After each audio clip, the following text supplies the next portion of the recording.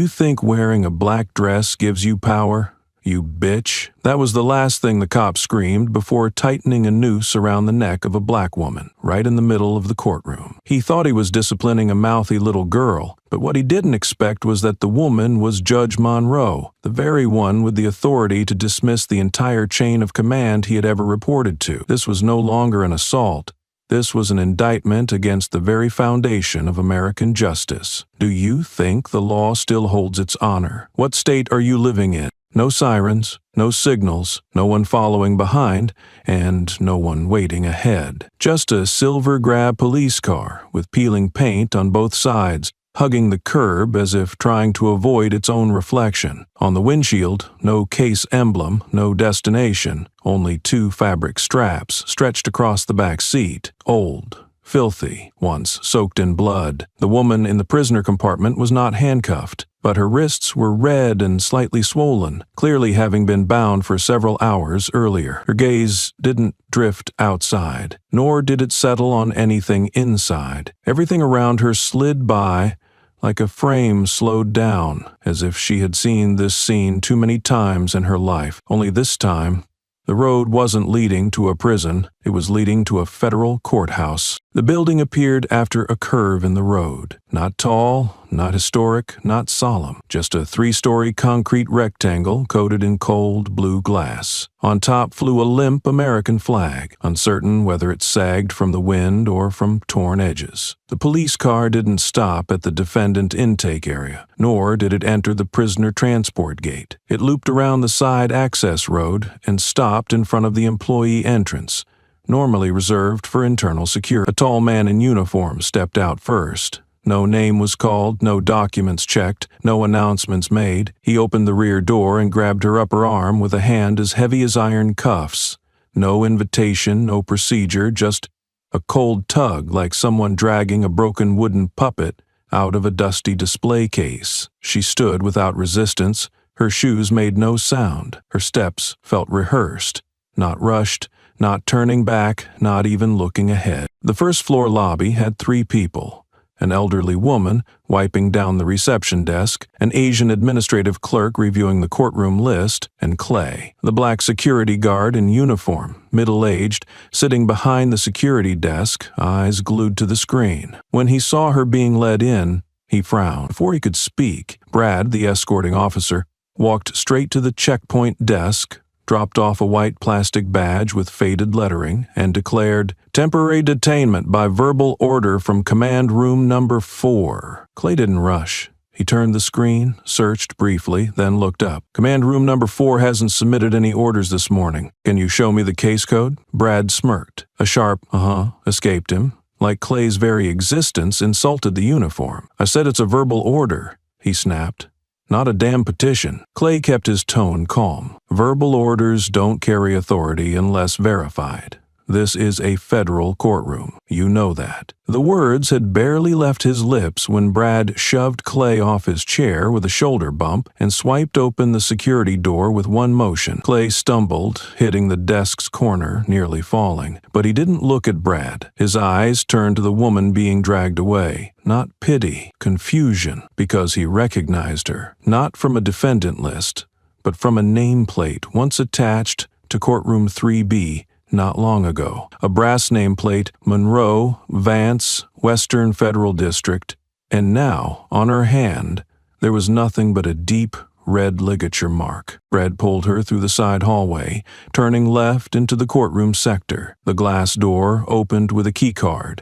No one was monitoring it. An admin staffer had just exited courtroom 3B, still holding a stack of documents, glancing at her, then looking down, speeding away. No questions, no words, no witnesses. Every one of her footsteps felt like an invisible gavel strike, silent but thunderous. When they reached the door, Brad swiped the card once. The door beeped and opened. Inside, everything looked the same. Judge's bench, witness stand, public gallery, ceiling microphones. But one thing had changed. The nameplate on the presiding bench had been crudely scratched.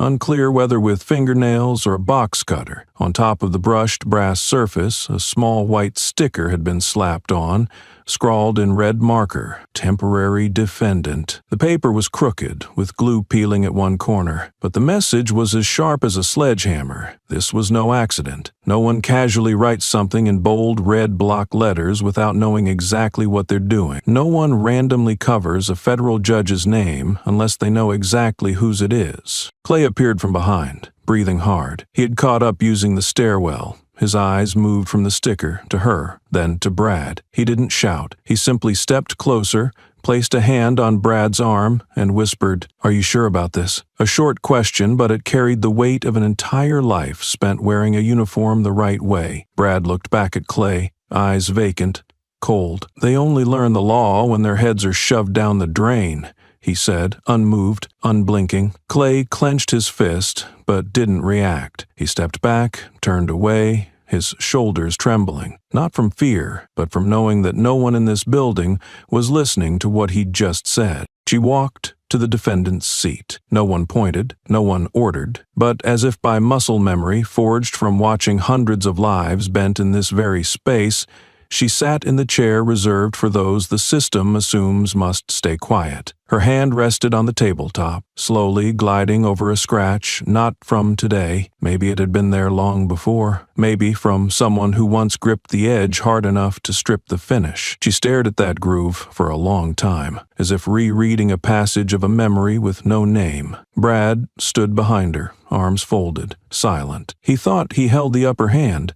He believed that. No one in the courtroom spoke. The stenographer didn't type. The videographer hadn't hit record. The presiding judge was not present. Everything was temporary, except for the clear and undeniable sense that someone was making a mistake that couldn't be undone. And the only person who wasn't confused in that entire room was her, the black woman, sitting exactly where she had once sentenced others. Only this time, her hand held no gavel. It simply rested on the desk, like a verdict not yet read. She remained seated, silent, motionless, as if the defendant's chair was the place she had chosen herself to begin a farcical performance, authored by the arrogant. No one called her name. No one confirmed who she was. But the electronic display above her head flickered on. The LED screen normally used to show charges and trial status lit up with 4 words: "Updating in progress," all caps, red background, scrolling across a row of empty boxes. A strange system glitch, never before recorded in the history of the regional judiciary. A few people in the courtroom glanced at one another. One raised an eyebrow, another tapped the keyboard to adjust the screen. No one could fix it.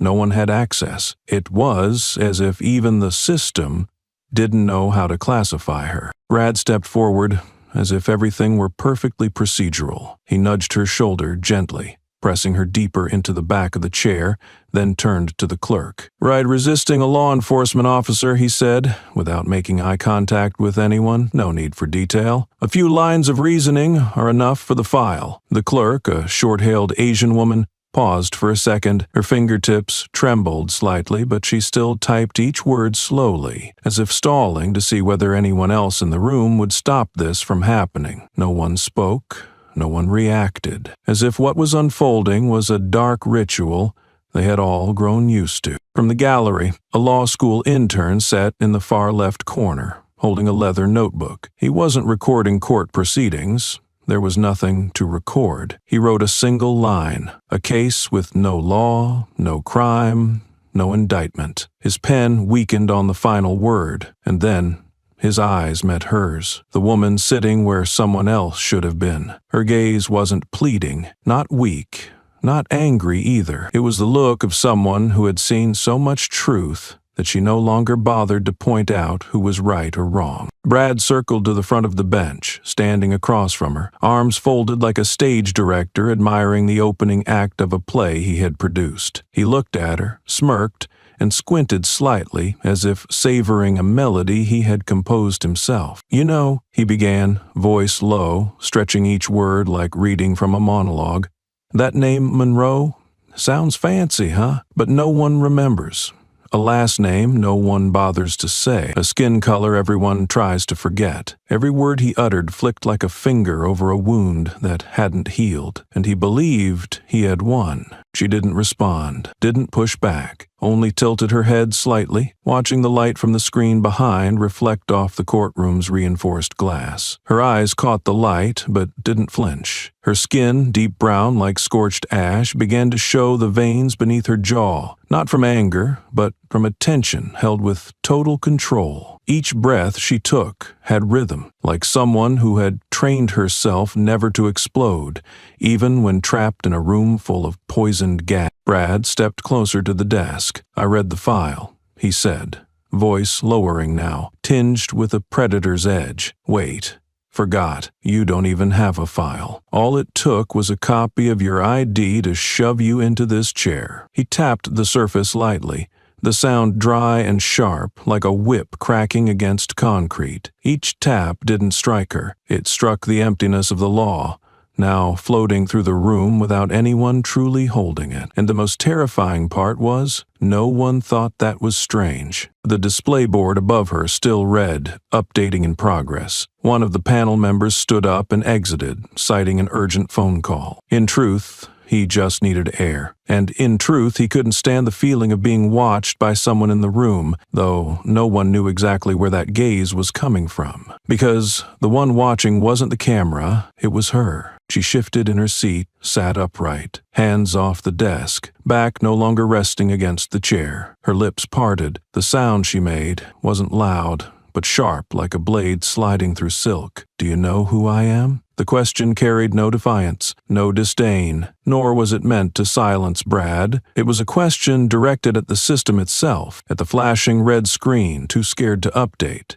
at the hands typing blindly with no script to follow, at the young intern quietly inscribing a trial into history that had no law to anchor it. Brad tilted his head, grinned, that crooked smirk, the kind found only on men coddled in corridors of power, never once asked to account for their moral identity. "Of course I do," he replied. "A last name no one remembers, a skin color everyone tries to forget." He emphasized the last two words with a tone that sliced the air like nails driven into rotting wood. In that sneer was confidence, manufactured authority built on the garbage of the system, and a smugness so thick he didn't realize that very sentence had just sealed his unwritten verdict. A full minute passed. No one moved. She kept looking at him, saying nothing more, but neither did she lower her head. She didn't slip into the victim role. She didn't perform anything to invite sympathy, and because of that, the silence became suffocating. No one understood why guilt was pressing down on them,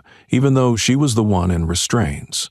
But everyone could feel it clearly. Something was cracking open in this supposedly unshakable order. In the dimmest corner of the courtroom, Clay still stood, eyes fixed on the display screen. It continued to blink, updating in progress, 3 times. Then a soft beep rang out, but no data appeared. The system lacked the courage to name what was coming, because that name, it didn't exist in the database. It didn't need to be downloaded. It was already here, and today, it would rewrite everything that had ever been called law. The screen kept flickering, red, relentless, and shameless, as if the very system programmed to define justice were hesitating between silence and speech. In that taut moment, a dry ping echoed from the internal speaker, followed by the clerk's voice, cold, emotionless, like an automated notification. "The judge is not present. The hearing is postponed by 30 minutes. The second of silence that followed dropped like a boulder into a well. No one moved. No one asked, "Who's the judge today?" Because they all thought they knew. But no one truly knew, because the most powerful seat in the room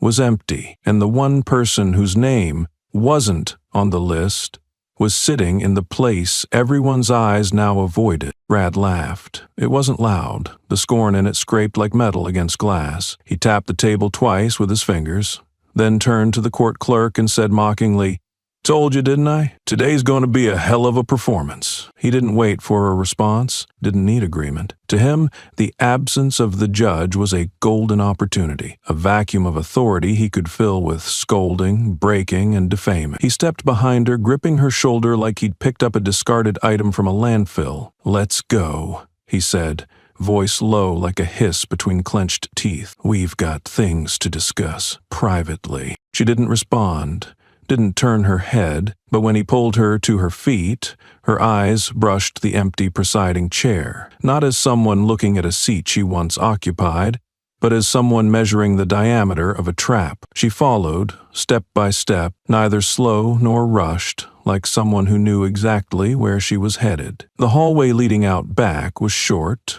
cold, lit by fluorescent bulbs that flickered as if unsure whether they should even shine light on what was about to happen. At the end of the hall was the witness pre-processing room, a space rarely entered unless summoned by official order. But today, there was no order, and no one checked. Brad swiped a key card to force the door open. A sharp beep signaled that the lock had accepted. The door swung inward, revealing a room about the size of 2 cars, painted pale gray. No windows, no cameras. This was a room designed either for waiting or for silencing, depending on who was using it. He shoved her inside, slamming the door shut behind him with more force than necessary. The metal door closed with a dense, final thud, like a sentence pronounced with no deliberation. The air reeked of stale plastic and damp human skin. Steel chairs were bolted to the floor. The table had no rounded edges, no sharp objects, built to suicide-proof standards.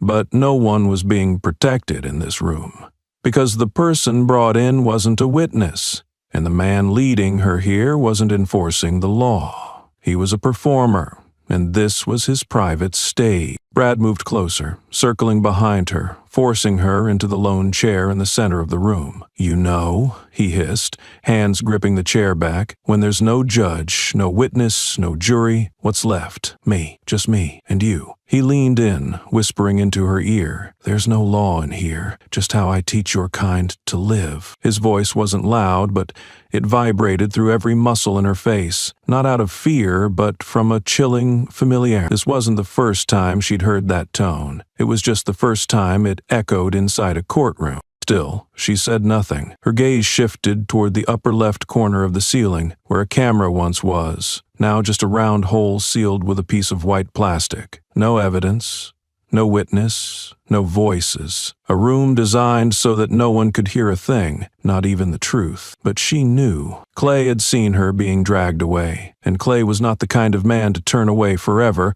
Just then, a knock on the door. Not loud, just 2 soft taps. Short and restrained. Then silence. Brad turned, frowning. He crept toward the door, pressed his ear against it. Nothing. He opened it quickly, looked outside. No one there. But what he didn't see was that the internal security audio system was still running. And that sound, 2 unanswered knocks, had been recorded permanently. She remained seated, motionless, as if she had already anticipated that Clay would knock twice and walk away, as if she knew precisely the breaking point of the few men still holding on to a conscience in this system, and as if she was counting down every second, waiting for something greater, something more precise, to come collect on every word Brad was flinging to the floor like garbage. Brad turned back, irritated. "You think someone's gonna save you?" He spat, then laughed dryly.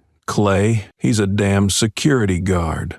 Me? I could snap your neck right here and call it self-defense." He moved in closer, face inches from hers, but she didn't flinch, didn't blink. Her expression wasn't one of endurance. It was the face of someone who had just watched her killer bury himself with his own words. She pressed her lips together, gave no answer, but that look, that unflinching, wordless stare, was the most damning testimony in the room. Brad stepped back, looked around. A seed of doubt began to form, not about her, but about himself. The room was too silent, too tailored to his liking, so much so that it now felt like a trap he had built, stepped into, and no one outside was clapping anymore. No one was watching him lay down the law. No one was celebrating him as the hero subduing the threat. He began to realize that everything he had done wasn't being remembered the way he imagined. It was being recorded in ways he couldn't control. The courtroom was still postponed, but justice wasn't. It was merely relocating from the judge's bench to this back room, where Brad thought he held the reins. But today, The law didn't belong to the loudest man in the room. It belonged to the one who knew how to be silent at the right moment, in the right way, and in the right place. And if he thought he was the only one not being judged in this courtroom without a judge, then he had forgotten one thing. She never needed anyone to deliver a verdict. All she needed was the truth, and he had just spoken it. He hadn't said anything else, yet the air had already thickened, not from lack of oxygen, but from the overwhelming presence of a terrifying silence. It was not the silence of a victim, but of someone waiting for their tormentor to finish his monologue so that he could begin unraveling himself, or so he believed. He backed into the corner of the room where a small steel cabinet stood, above which hung a thick strap, grayish-yellow like something used in a canine training facility. His hand touched the strap, then pulled out a pair of heavy-duty double restraints, not made for defendants, but for riot troops. She watched, said nothing, but her eyes didn't belong to someone about to be bound. They were the eyes of someone who had once unshackled others in a different life, long before this system thought it could force her into the role of the powerless. "Wanna play grown-up?" Brad sneered through clenched teeth, dragging a tall metal chair into the center of the room. "Straight legs, no armrests. Then climb up, let's see how high you can go." His voice dripped with mockery, echoing off the four walls like stray bullets. He grabbed her by the shoulders, lifted her onto the chair, not like a resisting criminal, but like an actor being led on stage for an execution scene. Each step she placed on that chair was not surrender, but deliberate endurance, as if she were waiting for the exact moment this system would touch the depth of its own barbarism, the very brutality it always denied. Brad raised the cuffs without waiting for compliance. One end clamped onto her wrist, the other hooked to a steel ring suspended from the ceiling. He stood right behind her, eyes glinting with the thrill of having reclaimed some primal sense of manhood that perhaps he had never felt outside the badge and the gun. He stepped back, pulled out his phone, opened the camera, and hit record. "This is how we restore order," he said clearly,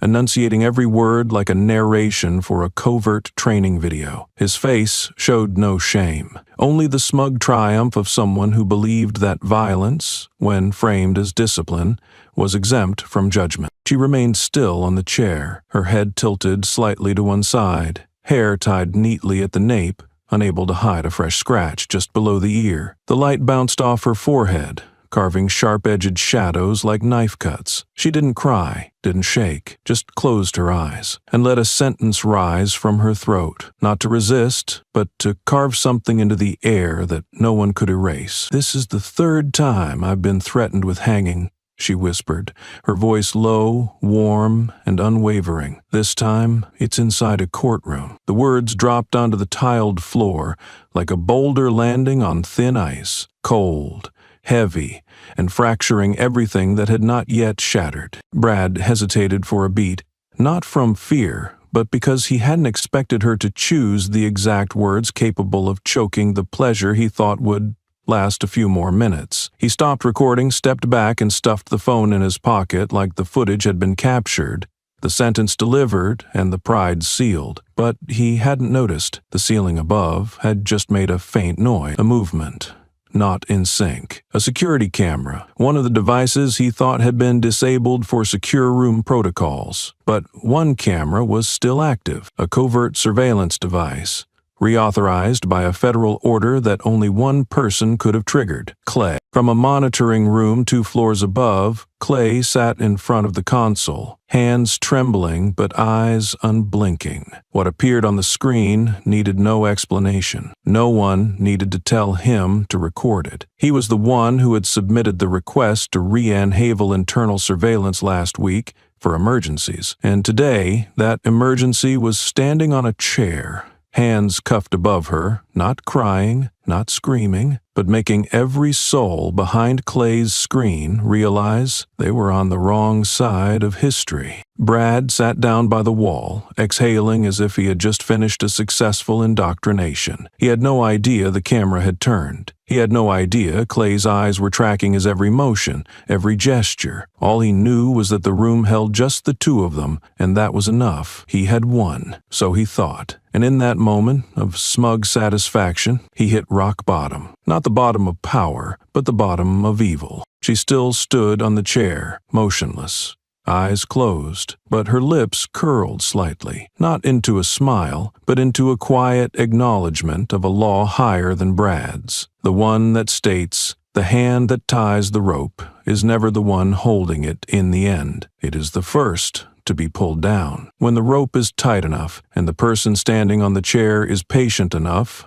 not to tremble. She was still standing there, hands suspended, head held high, eyes gently closed, as if speaking to a form of justice that needed no name. Brad slumped into the corner of the room, breathing like someone who had just completed a performance of power, his eyes vacant, drifting amid the wreckage he didn't realize he had created himself. In his mind, the video he had just recorded was a trophy, a carved warning destined to live forever on the group's private platform. He opened his phone again, tapped Share and selected the department's private chat. Brothers in Blue, Maylane filtered. Attached to the video was a short caption, the tone of a man who thought he owned the room. Morning warm-up, teaching a model citizen. Just one tap, and the crime, instead of being buried, had been pushed by his own hand onto an irreversible data stream. To Brad, it was a joke, a show of dominance in a sick circle that saw cruelty as a sign of strength. But what he didn't know was that 1 minute later, the clip was forwarded, not by him, but by an anonymous member of the group. No comment, no signature, just a forward. That single forward ignited a chain reaction, and no internal firewall could stop. 4 minutes later, the clip appeared on the official forum of the ACLU. A dark-themed interface, the video centered under a flaming red title. This is not 1865. This was this morning. Beneath it, a timeline, timestamp, and date stamp, undeniable. The black woman stood on a chair, her hand restrained, a beam of light cutting diagonally from above, creating a shot that needed no director, because the truth doesn't need staging to make people breathless. The clip was 37 seconds long. However, only 7 seconds were needed for social media to explode, and 13 seconds for the entire Federal Department of Justice to receive a mass alert from the large-scale public sentiment monitoring system. While Brad was still in the room, phone on, unaware that he had triggered a system-level crisis, she opened her eyes. Slowly, no sudden movement, no screaming, no demand, just a pair of eyes looking upward, directly at the hidden ceiling camera that had begun to pan, as if she knew it was active, as if she knew exactly who was watching. And in the moment, that data was flooding the networks like a breached dam. She spoke calmly, her voice just loud enough to reach the mic. "I confirm this action is real and is happening. Not an accusation, not a plea. It was a legal statement, succinct, precise, free of emotion, powerful enough to make all future denials meaningless." That sentence wasn't meant for Brad, nor for Clay. It was addressed to the system, to anyone at any level already preparing a report of denial or worse, silence. Because from that moment on, I didn't know, I wasn't there, or I thought it was a joke, that no longer held weight. In the monitoring room, Clay jumped out of his chair, headphones falling from his neck, eyes locked on the screen like someone witnessing a massacre survivor rewriting the opening line of a new constitution. The screen didn't flicker, didn't crack, but something inside Clay fractured. That belief that silence could protect someone. Now he understood. It was silence that had put her on that chair, and she, through one sentence, had turned the hanging rope Brad thought would humiliate her into evidence indicting the very system Clay once served. Meanwhile, Brad shot up, like a man sensing something wrong but not knowing where. He approached her, stared into her face as if trying to verify whether she was faking it, but the silence in her gaze combined with the reality that he couldn't stop the clip being shared thousands of times every minute, introduced him to something unfamiliar in his entire life: loss of control. He pulled out his phone, opened the chat group, saw the forward, watched the views rise by the second, noticed the video is now a live icon on the homepage of the Justice Forum. He breathed rapidly, fists clenched, and abruptly turned away, not to hide fear, but because he understood. The scariest thing wasn't that the clip was being seen, it was that it had been confirmed. No investigation needed, no cross-examination, no spin required. Just one line: "I confirm this action is real and is happening." In the silence that followed, she didn't step down, didn't ask for the cuffs to be removed, didn't request to leave. She stood, hand suspended, head held high, eyes cold as stone, looking directly at the space Brad once believed was unmonitored. But this time, everyone was watching. No retreat,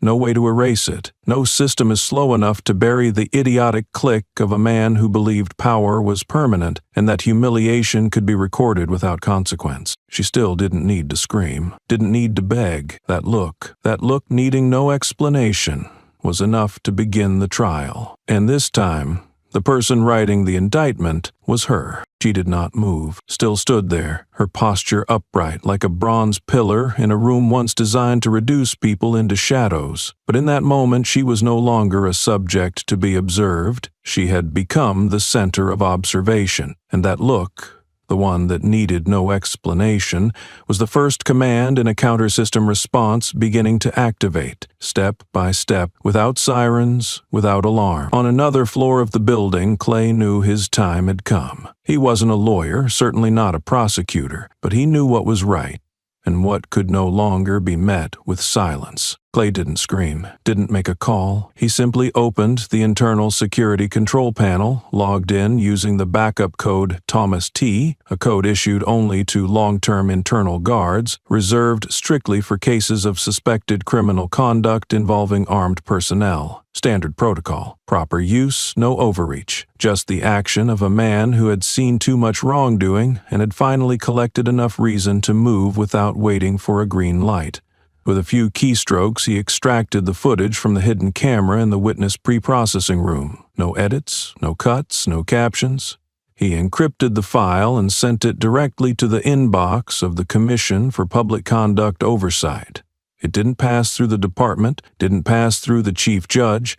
It required no consent from anyone inside that building, and it left no traceable source. Simultaneously, the security backup software, which only activates when a surveillance camera detects a level red personal threat, had begun uploading a copy of the footage to a backup server housed at the federal prosecutor's office. This was a system feature designed for emergencies when evidence must be stored externally to prevent internal tampering. The system didn't need a manual trigger. She had activated it herself with one sentence: "I confirm this action is real and is happening." It was not just a sentence, it was a level 2 security command, the language of someone still holding office, with authority to issue judgments, who knew how to correctly name a crime in a way that forced the entire machine to operate on its own. She closed her eyes for a few seconds, as if sensing the wave of data passing through the cold concrete walls. No sirens,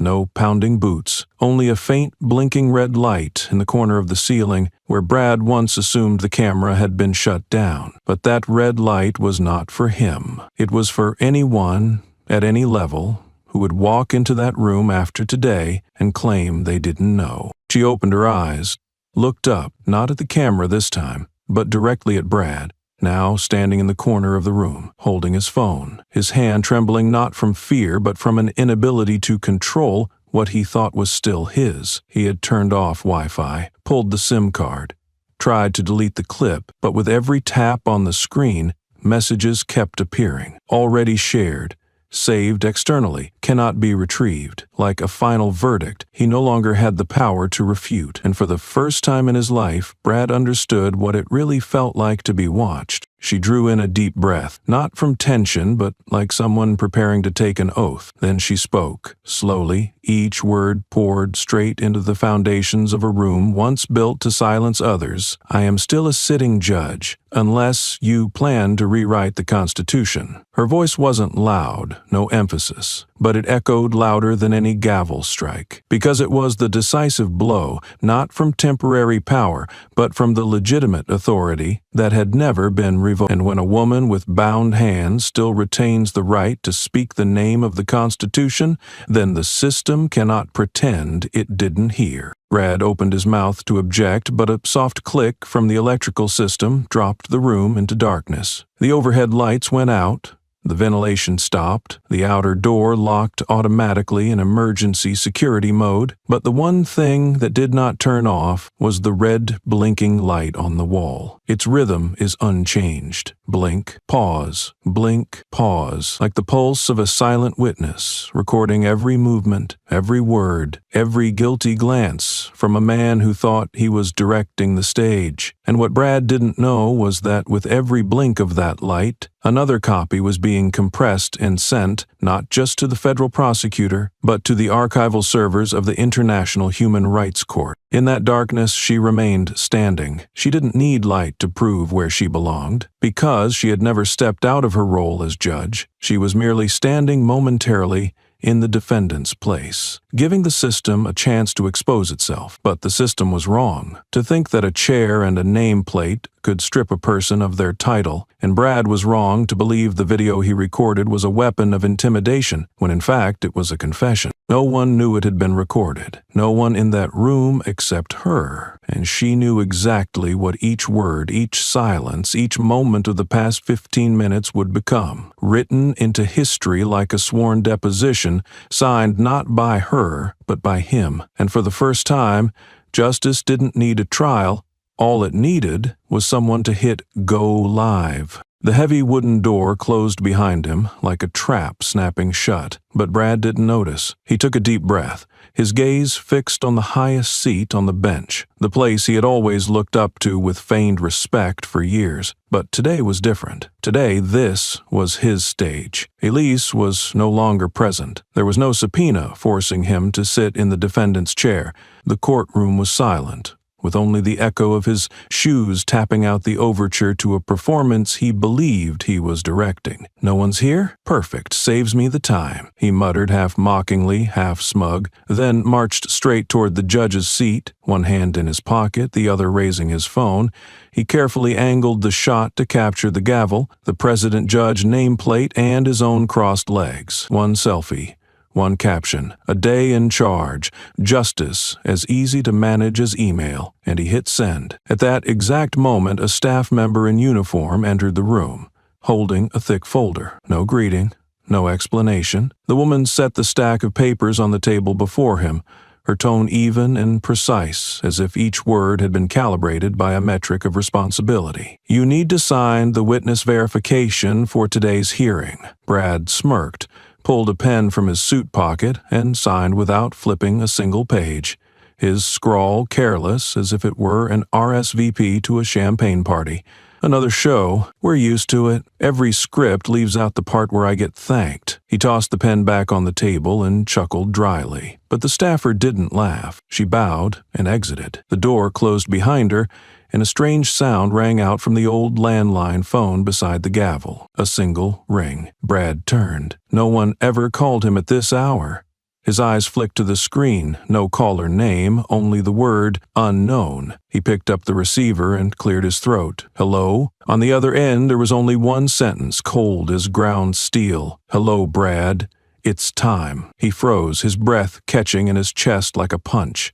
Who? But the line had gone dead. A dry, creaking sound broke the silence, the sound of a swivel chair turning slowly. Brad spun around. The judge's seat was no longer empty. That woman was sitting there, her back straight, her eyes piercing through every layer of disguise he had ever worn. She wore a judge's robe, deep black, not a single wrinkle, as if every crease had been pressed by justice itself. Her face showed no rage, no disdain, just cold. Cold enough that Brad, for the first time in his life, felt himself shrinking inside the wooden frame of power he once treated like a toy. Elise placed the gavel on the table, unhurried. Every motion was exact, deliberate, as though the time she had disappeared had simply been part of a larger plan. She looked directly at him, not like someone who had returned, but like someone who had never left. "The court is now in session." Brad sneered, trying to salvage the last scraps of his fading grandeur. "All right,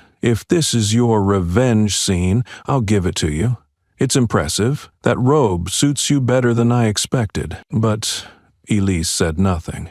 She flipped open the first page of the folder, the same one he had signed without reading, and read each line aloud as though it were a blade he himself had sharpened. "Witness verification for the internal hearing of former director Brad Lawton, accused of abusing his position to interfere with investigations, coerce witnesses, and erase evidence related to case file 441B. Her voice wasn't loud, wasn't harsh, but it rang like a bell through a cathedral, each word dropping into his ears like stones breaking the surface of a deceitful pond. "You think you have the right to do this? Is this some personal vendetta?" Brad snapped. But now, fear had crept into his eyes. Elise didn't look at him. She merely tapped the gavel lightly on the table, then turned the monitor toward him, showing the full footage of him sitting in the judge's chair, signing the verification without reading, and posting "a day in charge," a perfect trap, not laid with weapons, but with his own arrogance. She raised her gaze. "You weren't set up, Brad. You hanged yourself with the noose you braided from hubris." He stood, fists clenched. "I'll call my lawyer. I still have rights. I'm a citizen, and you have no authority to convene this hearing." Elisa didn't flinch. She tilted her head, eyes as sharp as scalpels dissecting not flesh, but the power structure he once treated like a throne. "You signed, you verified yourself as the primary witness, you agreed to participate in the hearing under Section 7.6 of the Federal Oversight Protocol." Then she pressed a button. The screen behind her lit up. Video segments, audio files, transcripts. Nods from closed-door meetings he thought no one had heard, no one had recorded. And, in the corner of the screen, one line, "Public hearing, officially authorized." The air seemed to collapse. No one stood with him. No exit remained. Only the evidence he had once dismissed as dust, now a landslide burying him. Elise remained seated, her face unmoved, but her voice had shifted. It was no longer that of a public servant once stripped of authority, but of a woman who had reclaimed her rightful position. "Brad, all these years, you believed you were in charge of everything, even justice. You thought the judge's seat was a chair, not a responsibility. You were wrong." Brad slumped, but Elisa didn't stop. She leaned in, her voice slow, like mercury pouring into a cracked glass vessel. "The system you manipulated? I wasn't trying to save it. I just held up a mirror, and in it you are seeing yourself, not as you imagined, but as you truly are." She rose, not needing applause, not needing a verdict, because the most painful blow doesn't come from the court, it comes from the truth unveiled in full light. Brad had been judged, not with a prison sentence, but with the one thing he never dared to face, that he was never in control. The trial was over, but the reckoning had just begun. And, in the moment when people thought the hearing had concluded with the final strike of the wooden gavel, Elise Monroe still had not stood up. She didn't need to, because the true judgment didn't lie in the sound of a knock or the robe on a shoulder, but in the way she remained seated, forcing the entire system to move with her. Brad Lawton, on the other hand, was the opposite. He stood, yet it felt like he was falling. His eyes flailed for an exit in a room without a door, only to find themselves trapped under beams of gazes that cut through him like spotlights on the fracture of a mask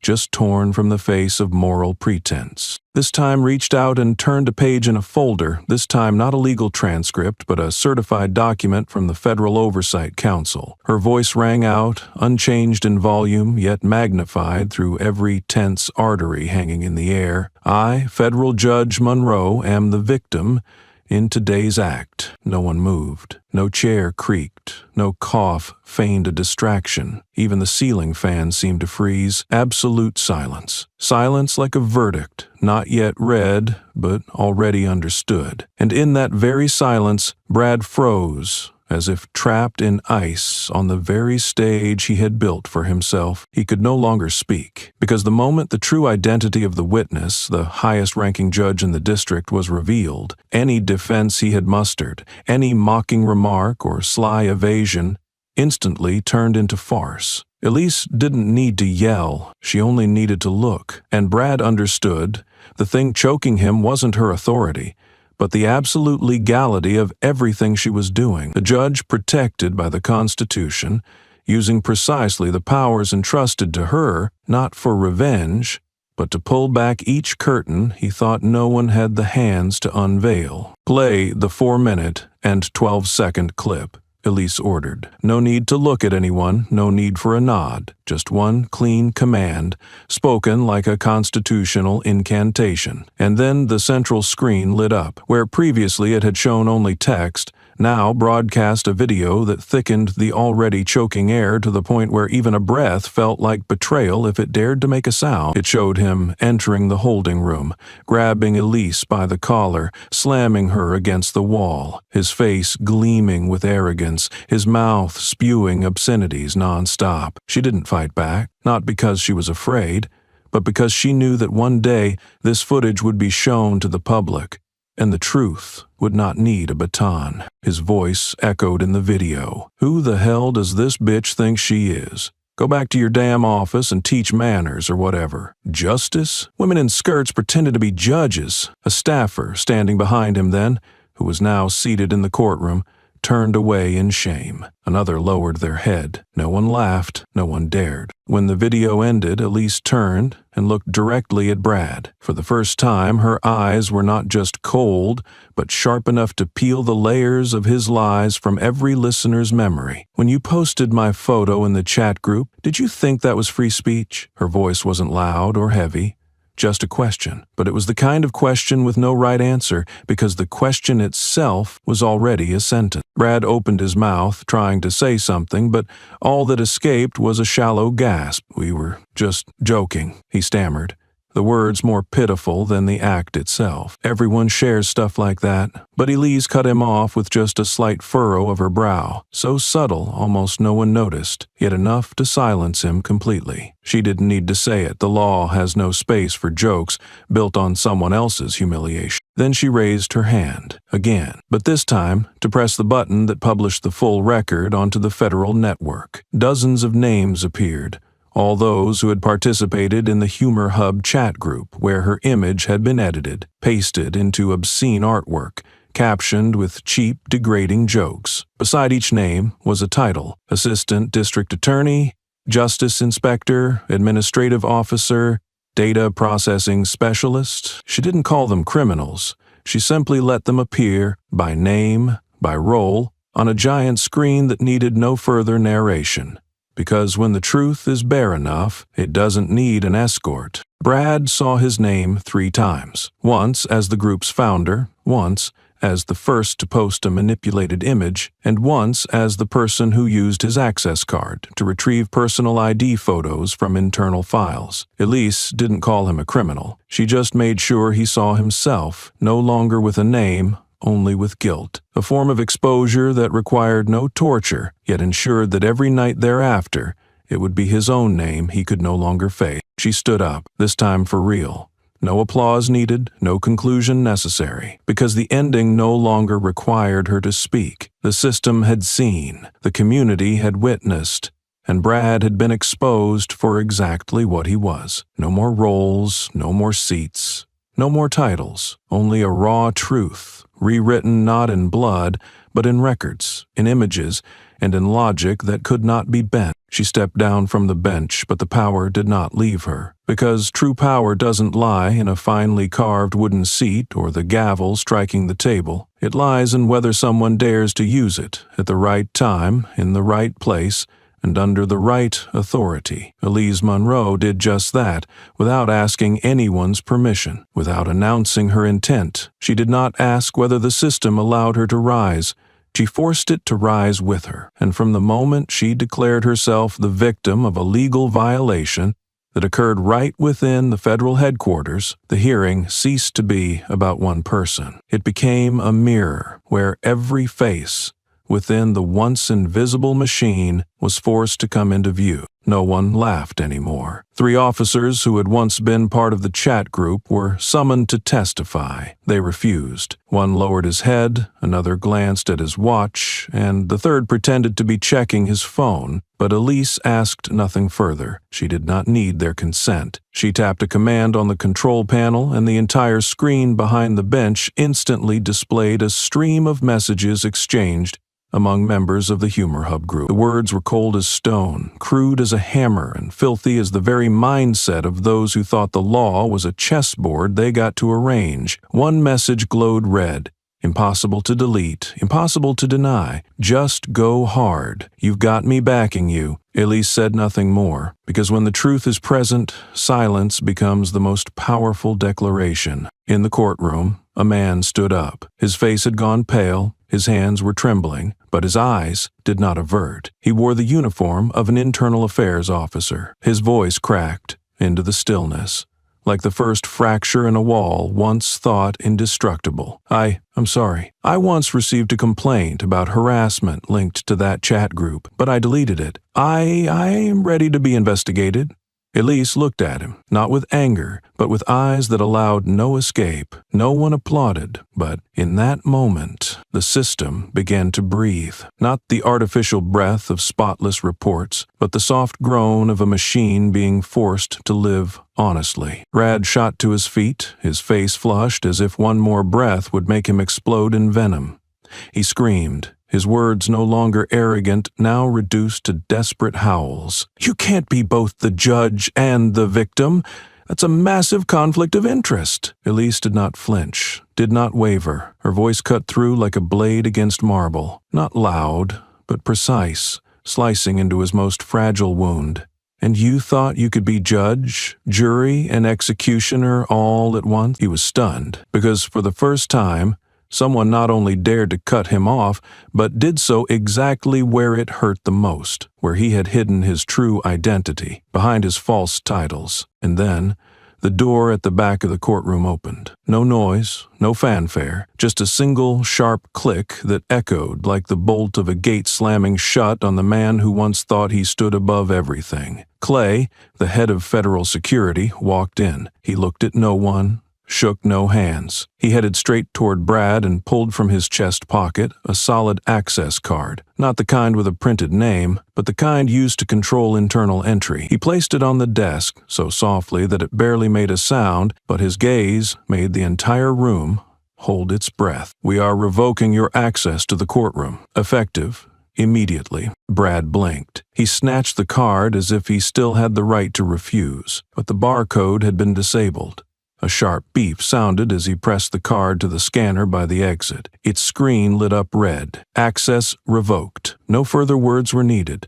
No declaration necessary. He had just been exiled from the very place he once considered his personal stage. Not by force, not with handcuffs, but with the cold legality. He had always believed it was a programmable game. No one dragged him out, but no one cleared a path for him anymore. The courtroom was still full, but now no one dared to speak, because everyone understood. This collapse wasn't of a person, but of a structure, a power model operated by blind loyalty, institutional silence, and jokes passed around in seemingly harmless private chats. Now they were lit up, every word, every punctuation mark, and each person within the system was forced to answer a single question. Who are you? Elise did not need to read a verdict. She simply walked past each row, not arrogant, not hurried, as though the building itself had finally recognized its true keeper. And when she placed her hand on the last wooden door at the end of the corridor, a new sign had just been posted outside. Safe zone for whistleblowers, overseen by Chief Justice Monroe. She did not smile, but she didn't need to, because not all victories require a smile. Some only require that someone sit in the right place, do the right thing, and force the entire system to confront itself. And when Elise touched that door, the one with the newly placed sign, something else was happening inside the very courtroom she had just walked out of. No one asked for the hearing to resume. No one called the name of the next session, but no one had left, because something had not yet been said, and this time it didn't need to be recorded in the minutes. No one stood at the bench, no one wore a robe, but justice, in another form, began to breathe through the pulse of every person still there. A man stood from the back row. He wore a white shirt, his hands trembled slightly, but his gaze did not waver. No need for introductions, no need for a microphone. He simply looked toward Brad, now sitting frozen like a shattered statue under artificial light, and spoke, each word like a stone he had carried inside too long. 5 years ago, I was an image archiving technician. A harassment incident happened in the holding area. There was a camera. There was evidence. There were images of a young girl having her hair pulled, being mocked, then transferred out that very night. I saved the footage. He pointed at Brad, came into my office. No warrant, no order, just a hand on my shoulder and these words. If you want to be employed next year, you'd better delete it. I deleted it. I stayed silent. But today I can't anymore. No one clapped, no one spoke, but in that silence, everyone knew justice had just regained a part of itself. In the corner, an elderly woman slowly stood up. Her blouse was slightly wrinkled, her eyes dimmed with age, but still held a sheen of tears that would not be held back. In her hand was an old, yellowing photograph. Her voice broke forth like a gust of wind, shattering the illusion of order in that space of public power. My daughter. She hanged herself at the age of 14. I submitted petitions. I stood at the doors of this courthouse. But no one read them. No one asked. They said it was personal. They said the girl was too sensitive. They said I was making a scene. She clenched the photo, tears falling, but her voice was steel, forged in flame. Today, when I saw Judge Monroe, I no longer saw just a woman. I saw my daughter again. The child who once dreamed of becoming a lawyer. The child who died after being laughed at for reporting a police officer. A soft sob escaped, not from her, from another corner where a young girl sat huddled beside her guardian. She said nothing, just quietly held up a small handwritten sign with thick black marker strokes, the letters still uneven. If you survived, maybe I can believe in justice too. Elise was no longer in the room, but the most powerful affirmation of her victory came from there, a sheet of paper without an official stamp, without a name, yet it silenced the entire chamber as if time itself had been paused. Brad bowed his head, not in repentance, not in shame, but because, for the first time in his life, he couldn't escape the gaze of a generation. Not because they shouted at him, but because they still watched him with tear-gilled eyes, the eyes of a 12-year-old girl who was never protected, eyes of a mother who buried her child without a single person attending, eyes of a man who once deleted the truth to keep his job, and today chose to stand. Those eyes didn't condemn him, but they didn't forgive him either. They just stood there, like swords that never needed to swing, but touched his skin with something more painful than steel, the silent presence of true witnesses. No one said, "I forgive you." No one said, "I'll forget." But in that very silence, the most important truths were spoken, not through words, but through actions, through glances, through the decision to no longer look away. These were testimonies that needed no writing, no signature, no record. They lived among those who dared to stand, who dared to cry without hiding, who dared to look at themselves and step beyond the mask of detachment. And then the room began to empty, but no one left the way they came. Some returned to the records desk to ask about whistleblower protocols. Some requested forms to join the Citizen Oversight Board. Some lingered long in front of the sign the little girl had held up, then quietly signed their names in support. No drums, no fireworks. No declarations, but something had truly begun. Justice no longer needed to explain itself. It had stepped down from the bench, out of the documents, away from the mouths of those who once manipulated words. It was living again, in action, in reaction, in choice. And from today there would be petitions not thrown into trash bins, gazes that no longer dropped, children who believed that truth was not just a lesson, but a place where one could rise without fear of being dragged back down. The courtroom was silent, as if it had just witnessed a funeral, not for a person but for a long-held illusion named innocence by detachment. But as the last person stepped away from their seat, a different presence surged into the space. Not a gust of wind, but the heavy weight of truths once shoved under desks, hidden in dark corners and wrapped in coordinated silence. The public hearing had ended, but the reckoning had not, and the real files, the ones that mattered most, were not on the desk, but in the hands of those who had once been forced to stay silent. From the press row, a white-haired white woman stood. No press badge, no request for permission. But when she raised an iPad connected directly to the projection system, no one stopped her, because everyone knew this moment did not belong to formalities. It belonged to truths that had been compressed for so long they could no longer be contained. She was Fiona Dunning, an investigative journalist once sued by the Department of Justice for unauthorized data access, but never lost, because the data she uncovered was proof that the law had already been broken. Fiona did not look at Elise. She looked straight into the chamber and spoke evenly, each word like a charge delivered without ever saying guilty. Brad Lawton was accused 3 times of assaulting black civilians.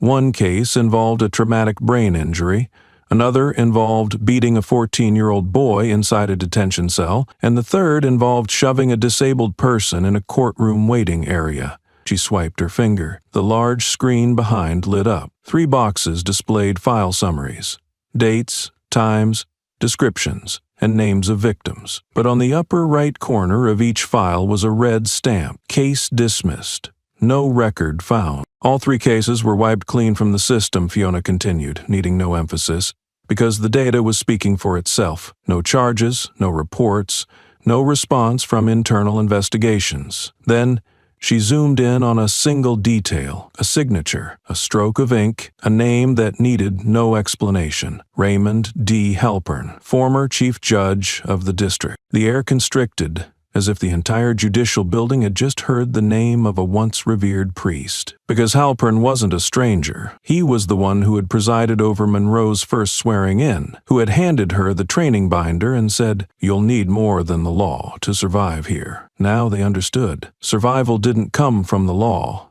but from complicity. His image appeared, cold, authoritative, the gaze that once forced many to nod before even asking. But now, that gaze meant no one, because he had stepped down quietly after a private medical episode. No investigation, no inquiry. And just beneath his name was the annotation, "Dismissed complaint number 328, dismissed. Complaint number 328B, victim Elise Monroe, time frame, first year in office." The courtroom erupted not in shouts, but in staggered breaths. Those who once thought Elise was simply lucky to survive now understood she had been buried alive under files that were never allowed to be printed. Clay, standing at the edge of the room, walked toward the center. No one called his name, but each step he took erased whatever ground the system had tried to preserve. He held out a recording device, small, old, but meticulously preserved,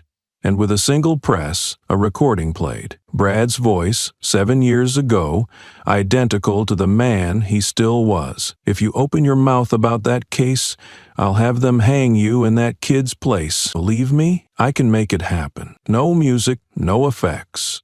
Just the raw audio, enough to let every listener know nothing else needed to be added. Clay said nothing. He only looked toward the clerk's desk where a man was still taking notes, his expression unchanged. Then Clay placed a sheet of paper on the desk, a document verifying no file exists from the Federal Archive, bearing a clearly written signature, 1 long curve, and 3 distinct dots. "This handwriting," Clay said, his voice low like a rolling stone, "is an exact match to the signature of the current head of internal oversight who is seated right here." No one told the man to stand, but he stood. No one asked him to leave, but he removed his ID badge, placed it on the table, and quietly walked out. No one stopped him, because no one wanted to hear any more explanations. At a certain point, reasons cease to be reasons. They become enabling, They become consent. They become dried blood on the hands of those who never held the knife but cleared the path for the one who did. Elise had yet to speak a single word. She didn't need to. The revelations had already done what language could not, unmasking an entire power structure not with accusations but with documents that had been most carefully buried. No one asked what else she had kept, because by now people no longer feared what she might reveal. They feared that what she had not needed to reveal to already cause the system to fracture, piece by piece. And in the midst of that breakage, one truth stood firm. The legal order does not collapse because of the lawbreaker. It collapses because of those who hide the law to protect the breaker. No spotlight, no stage, no ceremonial introductions. When Elise Monroe entered the special congressional hearing hall, everyone knew this was no ordinary session. It was a reflection of a system being forced to confront the very mask it once wore, to shield those who had turned the law into a weapon. Beneath an unforgiving white light, no one was an audience member, no one a neutral observer, because for the first time, justice was not seated.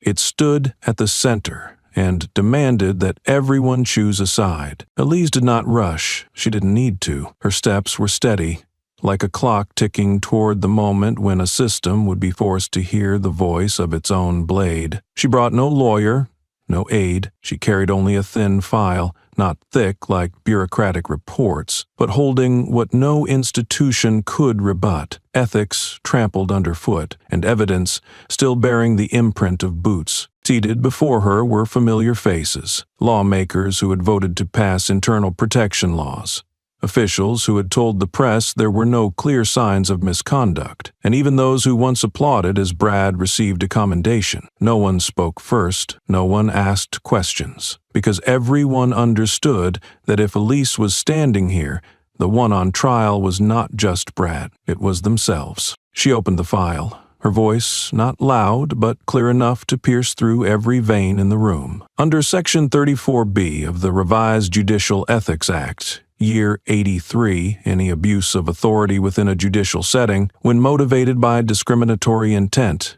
shall be prosecuted as an act of internal social terrorism. No excess words, no wasted syllables. Every sentence was a precise cut through the ceremonial cloak of morality the institution had long draped over itself. An elderly congresswoman quickly flipped through the documents in front of her, as if scrambling to verify whether Elise was bluffing, but the legal stamp stared back at her, undeniable, like a slap to the habit of skimming without reading. Brad stood up from the back of the chamber, summoned as a witness obligated to respond. He scoffed, his laugh sharp, as if sound could drown out fact. "I was performing my duty. Everything I did was for internal security." But the screen behind him had already come alive. Not Elise, not Clay. It was the official congressional display system, where no accusation appears without evidence, showing a message from Brad's government-issued phone. Today, that bish is going to get a taste of the rope. No question marks. No metaphors. Just raw malice cloaked in state authority. No one defended him.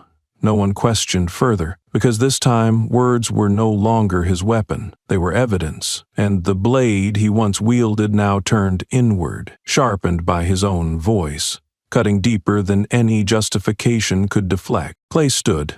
His voice was not loud, but cold enough to make the entire room shrink. "I was an administrative staff member at the Regional Detention Center 7 years ago, when Brad Lawton was still a field officer." He looked Brad straight in the eyes, no longer afraid, no longer avoiding. "I filed a report after witnessing him strike a handcuffed individual in a private room. A week later, he punched me in the face when there were no cameras. I kept the photo of my fractured cheekbone, but my report went missing. Today, I'm resubmitting a copy, signed, with 2 witnesses." Elise didn't smile, but she stepped forward, and with a tone that neither shouted nor strained, she delivered the closing line. "This is no longer a personal hearing. This is justice's overdue response to what used to be called an industry norm." No one interrupted, because the word norm, once harmless, once familiar, had been stripped bare as a form of systemic pathology, an addiction to silence, a fear of scrutiny, and a lazy immunity to accountability. accountability. The lawmakers' faces changed, not out of fear of Elise, but because they knew today there were cameras.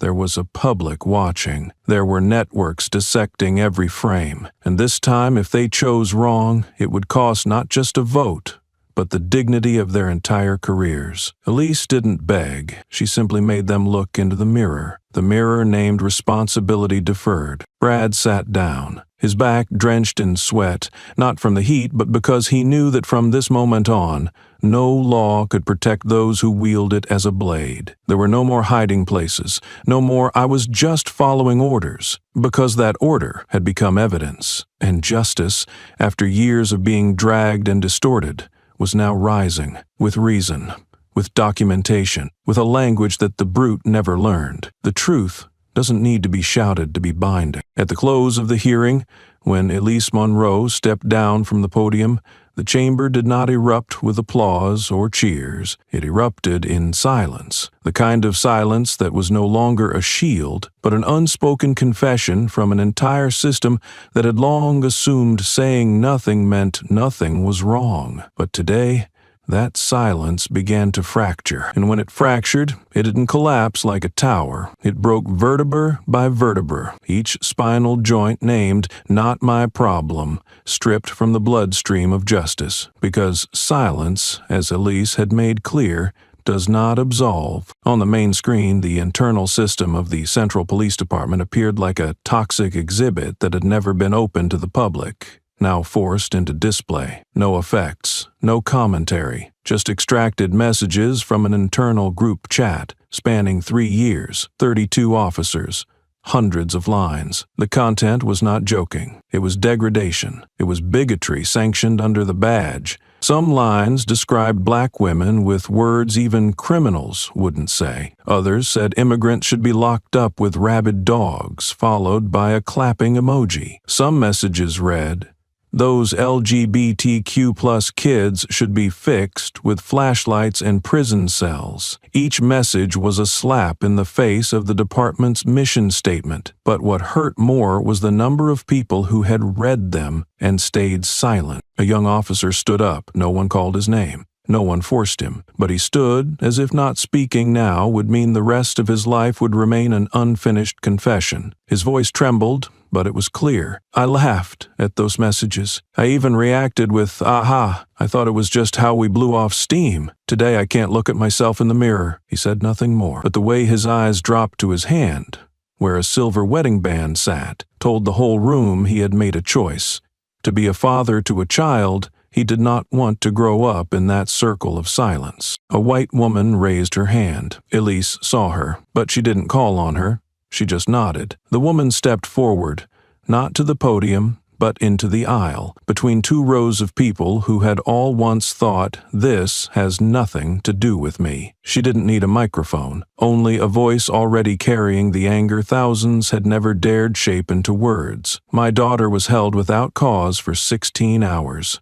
No subpoena, no arrest warrant, no explanation. The one who held her was Brad. I never filed a complaint. Because my husband worked in the force. Because they told me, stay quiet and she'll be out sooner." She turned toward Elise, not to apologize, but to stand with her. "Today I'm not here to accuse. I'm here to tell the truth, that my cowardice was part of what let him survive this long." No applause followed, but some bowed their heads. Some unpinned badges from their uniforms. Some pulled out their phones, not to live stream but to delete the messages they had once kept, once sent, once read and scrolled past, like they weren't real. It was a chain reaction not triggered by the media, not by an investigation order, but by one thing alone. No one could endure the sound of their own silence anymore. Elise didn't step forward. She only raised her head, letting the ceiling lights strike her face like a blade peeling back the dark. And with a voice neither low nor loud nor shouted, but forged like heated steel, she said, "Justice does not begin with action. It begins when silence becomes unbearable." It was not a closing statement.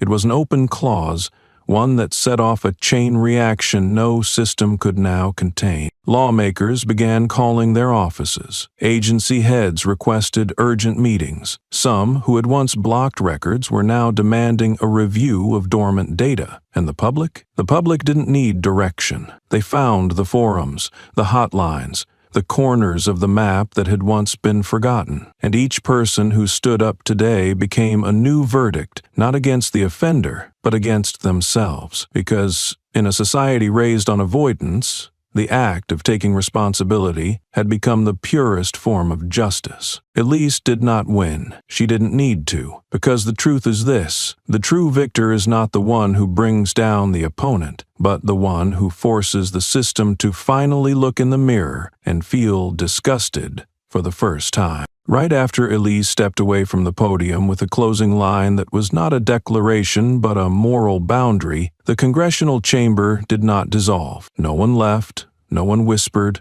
no one debated. Everything seemed frozen, as if all were waiting for something that had not yet arrived, the final moment that could bring not just submission but collapse. And then the last door opened, not for a witness, not for a politician, but for a 14-year-old boy, face pale, sleeves too long, hands clutched tightly as if trying to hold together a universe crumbling behind him. "I would like to speak," he said, his voice not loud, but carrying something that turned every head. The boy needed no introduction. Everyone knew it was Brad Lawton's son. No one invited him, but no one stopped him. Elise looked at him, not with the gaze of someone who had once been insulted by his father, but with the eyes of someone who understood. The deepest wounds are not always inflicted by evil men, but by the fallout of misplacing faith in those we believed were good. He stepped into the aisle, standing right where his father had once sat. His eyes were red,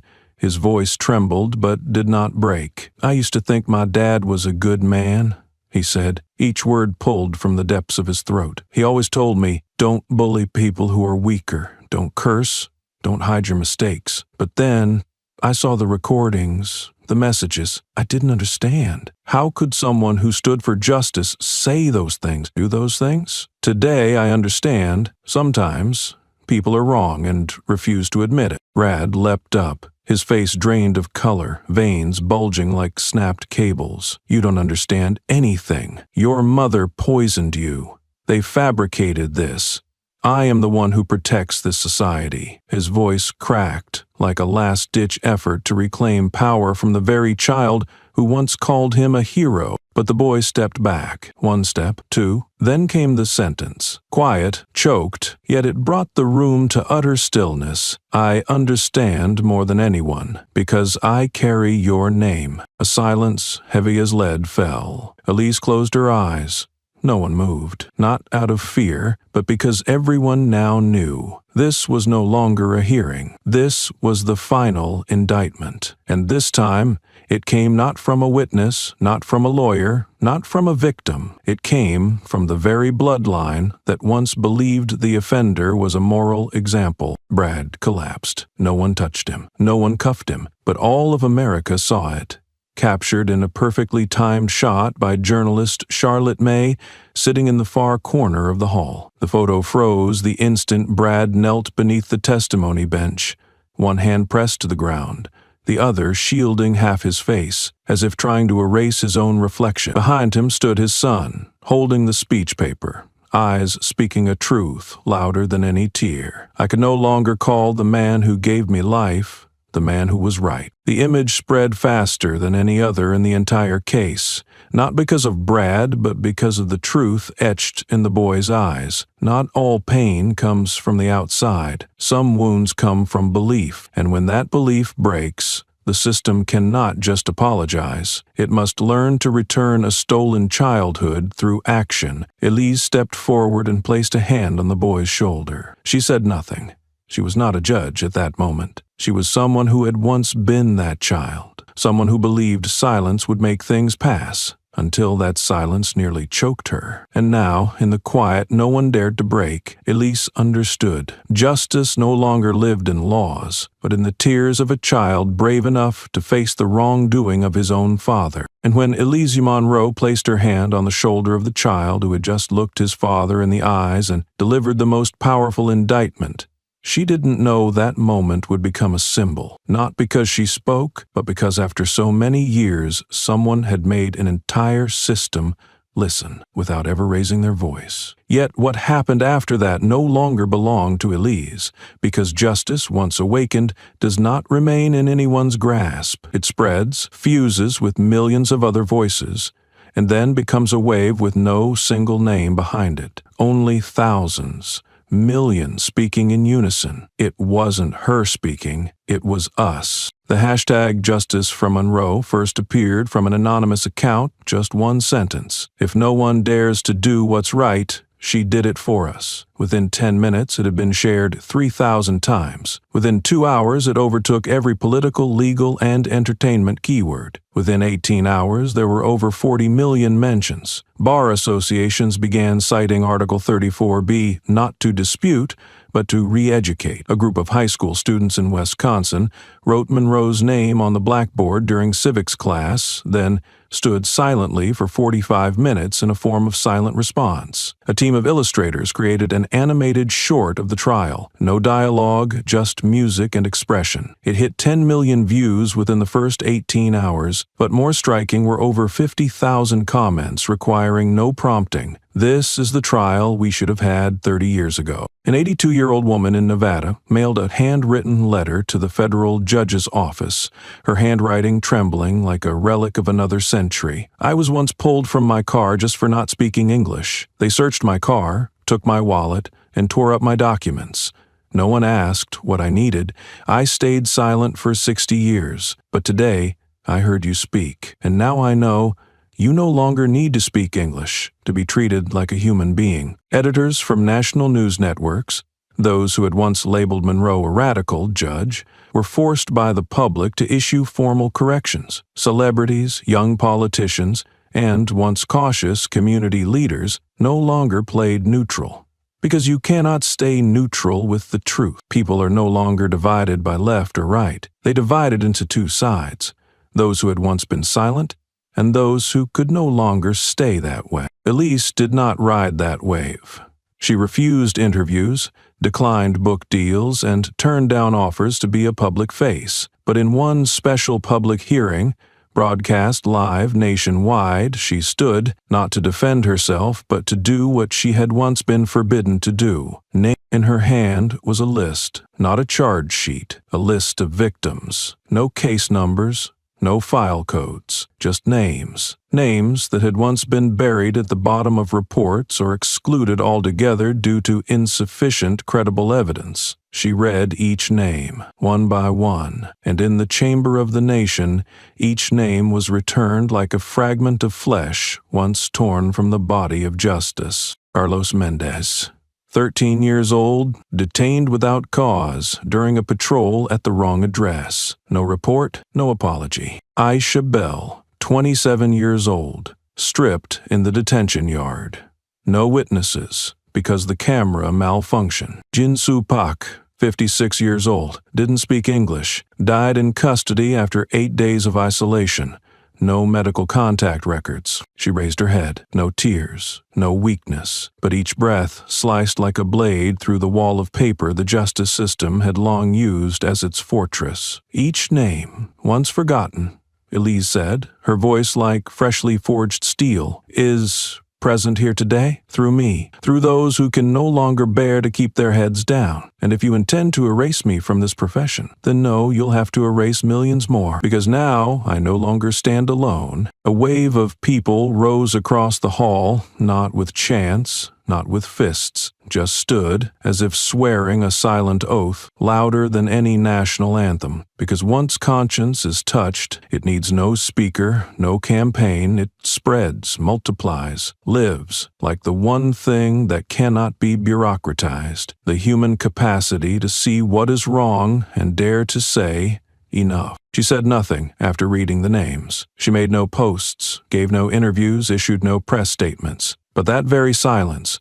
placed amid a storm churning at full force, rang louder than any warning bell, not to the public, but to those at the top, those who had grown used to steering shadows through closed-door meetings, abbreviated signatures, and double-speak clauses, those who believed that as long as they didn't tremble, the system would hold. But now they were trembling. For the first time in decades, inside a mahogany-lined room on the 12th floor of the Federal Judicial Coordination Bureau, the name of a black judge with no family connections, representing no party, sat at the top of an emergency agenda, highlighted in red. Simon 1, Monroe. The meeting had no secretary, no cameras, but Clay was there. No one noticed, no one remembered that he had once been the shadow in similar meetings 8 years ago, when the first complaints against Brad were buried at the bottom of the archives, under the most elegant administrative phrase, resolved internally. Today he returned not to take notes, but to record. "We need a solution," growled a silver-bearded commissioner, fingers interlocked like he was trying to strangle a possibility laid on the table. "If this escalates, we'll have to reconstruct the entire internal oversight mechanism of the judiciary. The entire thing." His voice wasn't a reaction to wrongdoing. It was panic in the face of real accountability. Another man, face flushed, titanium-rimmed glasses perched on his nose, interrupted. "Reconstruct means reopening all the suspended case files. Over 400 of them, and at least 17 linked to Brad will have to be unsealed. At that point," he stopped, choked by his own thoughts, "no one will be clean enough to keep their seat." In that room, no one mentioned justice. No one asked about the victims. Not once was Elise Monroe referred to by her title, Judge. They called her that woman, as if turning fear into a shadow that could be erased from the record, if the erasure was forceful enough. But then a sentence rang out, not loud, just delivered by the right voice, a man's tone, dry and cold as steel. "If she survives, we won't sleep peacefully." It wasn't a threat, it was an admission that true power doesn't come from how many people protect you, but from having nothing left to lose except the truth. Clay didn't respond. He simply stored the recording, just as he had done with Brad, just as he had done with Halpern, just as he was now doing with the gilded ceiling above, a place once called the pinnacle of power, now trembling because one woman dared to name what others had spent decades avoiding, not because she had power, but because she wasn't afraid to lose it. At that same moment, a report leaked, not from the press, but from a staff member inside the Office of Internal Investigations, someone who had once crossed out civil complaints when Brad was still a field officer. The report stated clearly, 17 cases involving subject Brad Lawton, including unjustified use of force, assaulting handcuffed civilians, and aiding in evidence tampering, will be reopened under interagency investigation. No signature, but it bore an official seal, and that was how internal warnings were delivered when all other pacts had started to unravel. From that closed-door meeting, soft directives began to circulate, subtle guidance to limit Elise's face on magazine covers, indirect suggestions to political analysts to pivot toward challenges to judicial authority, and careful nudges to steer public debate toward the question, has Monroe gone too far? But what they didn't understand was this. Once the wave had breached the wall, narrative control was no longer steering, it was drowning. Elise didn't respond to those questions. She didn't react to the mocking headlines on cable news, didn't accept interview requests to clarify certain ethical concerns, and didn't reply to messages from political consultants advising her to step back temporarily to preserve long-term credibility. Because for her, the truth didn't need preserving. It needed to live whole and unscathed. She still showed up to work on time, still presided over minor cases like she had 10 years ago, still printed her files and hand-wrote her notes under judges' comments. But as she walked the corridors of the courthouse, the glances had shifted. Some lowered their eyes, some stood a little straighter, some nodded, not as a social formality, but as a quiet thank you. She didn't need protection because now it was those who once believed sitting at the top meant safety who were looking around, searching for an escape. She continued arriving at court on time, as she always had for every ordinary hearing, even as the media storm outside thickened with smear headlines. Did Judge Monroe have an extramarital affair? The woman who ruled on justice. Was she financially clean? Is a black woman this stubborn really a model for reform? They could not bring her down with logic, so they turned to suspicion. But Elise knew these were no longer questions. They were the final flails of a system that had grown used to calling wrong right, and now could not bear hearing the truth spoken plainly. She didn't react, didn't post, didn't issue any clarification. But today, as she stepped into courtroom number 7, where Brad Lawton was formally charged with the abuse of official power, causing serious harm to the dignity and physical integrity of a civilian, Elise knew this was no longer a criminal case. It was the final chance to turn a personal verdict into a judgment for history. Not for her, but for every person who had ever been choked in the dark while no one dared to name what had killed them. As she took her seat on the bench, the overhead light was slightly off-center, a slant of brightness grazing her cheekbone, casting a thin shadow from jawline to neck. But the light did not dull the sharpness in her eyes, because today Elise was not just a judge, she was the embodiment of one unshakable truth, that softening a word does not lighten the weight of the crime. Her voice rang out in the courtroom. No theatrics, no dramatic pause, but each word carved into the national legal memory like granite. I request the court to record the charge in its full factual nature, the lynching of a black individual, driven by racial prejudice within a judicial environment, not abuse of authority, not internal misconduct, not procedural deviation, but an act of organized terrorism, committed under the guise of law intended to uphold a structure of racial separation. The courtroom froze like a newly cracked statue. No one breathed. The prosecutor, a middle-aged man with graying hair, once a student of Halpern and a known opponent of reform, turned through the case file, page by page, line by line, through the transcripts, through the surveillance footage, and then not. He didn't say, "I agree." He didn't say, "You're right." He simply said, "We acknowledge. This is the first time." For the first time in United States judicial history, a racially motivated act was named for what it was under criminal classification. It wasn't sugar-coated in administrative grammar. It wasn't cloaked in abstract legal terminology. It was called by its name, raw, unvarnished, like blood still wet beneath the nails of the one who caused it. A law professor, seated in the middle of the gallery, old but alert, stood up slowly. His voice wasn't loud, but it carried. History has just been rewritten in this very room, with 30 words and one woman who dared to use them without flinching. He did not look back. No one interrupted, because everyone knew he wasn't speaking to anyone in particular.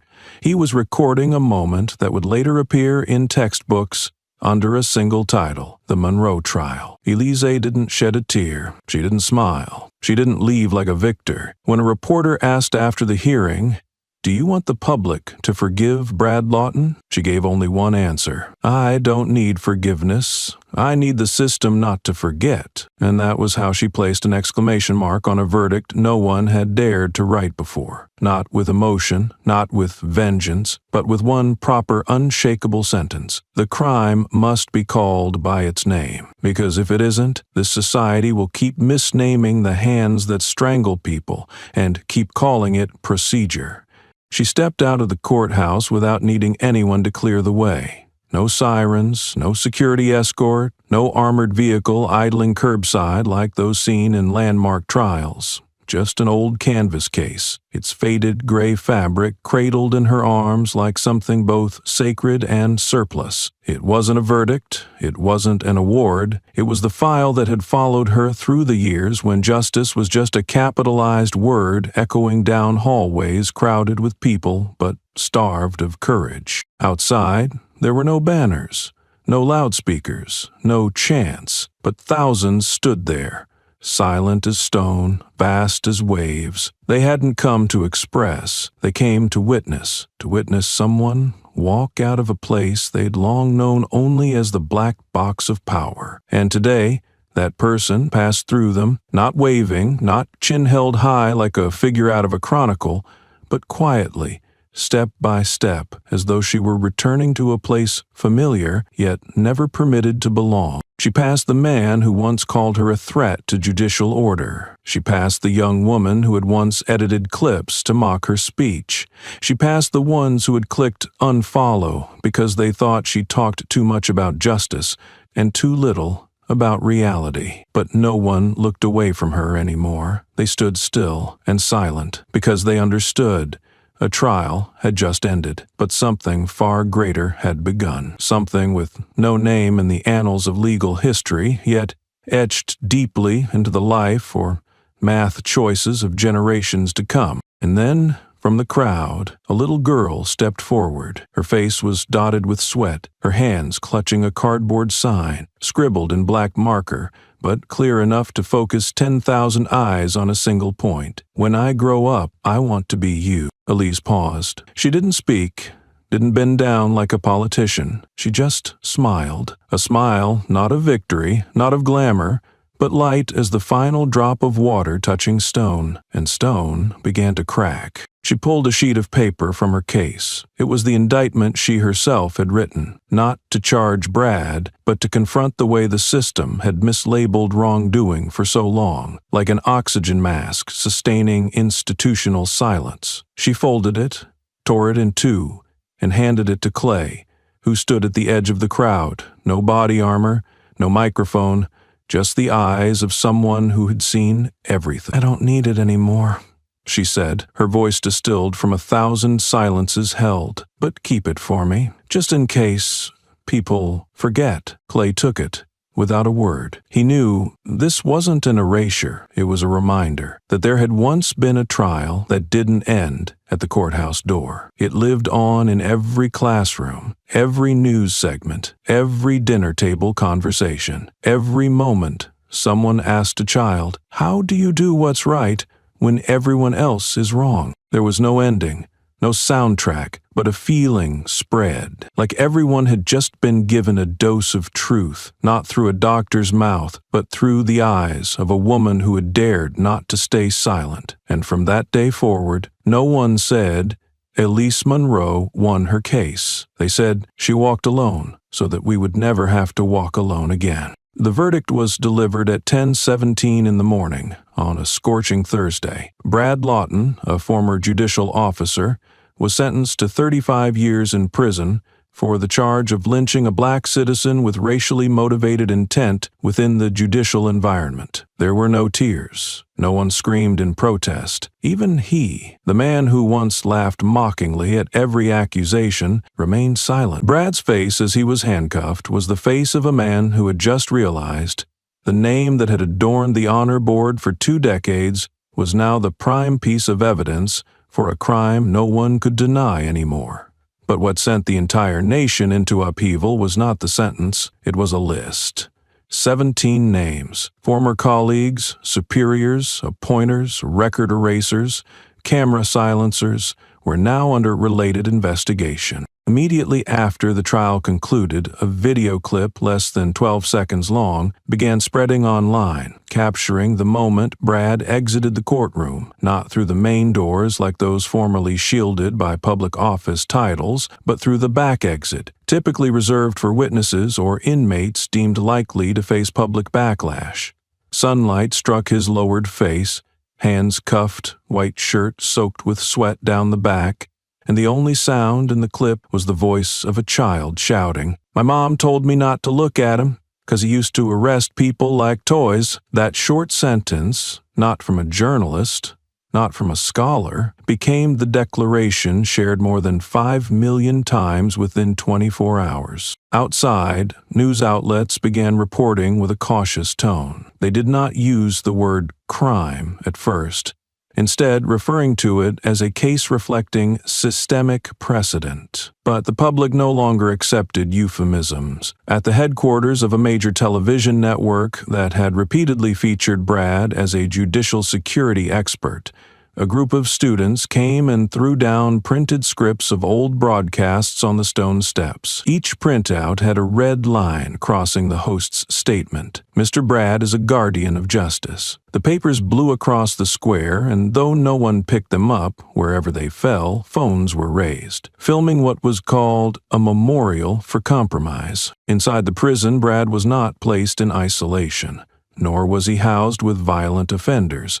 But what he had not foreseen was that contempt needed no violence to break him. On the second day after sentencing, he walked into the prison cafeteria. Before he could set down his tray, a bespectacled inmate who, once a former court clerk whom Brad had pressured into altering testimony in 2013, quietly knocked it over. No words, no physical aggression, just a look, enough to keep Brad from bending down to pick it up. The internal camera recorded the scene, but when prison staff were asked whether they would discipline the person responsible, they merely replied, "We saw no act of violence."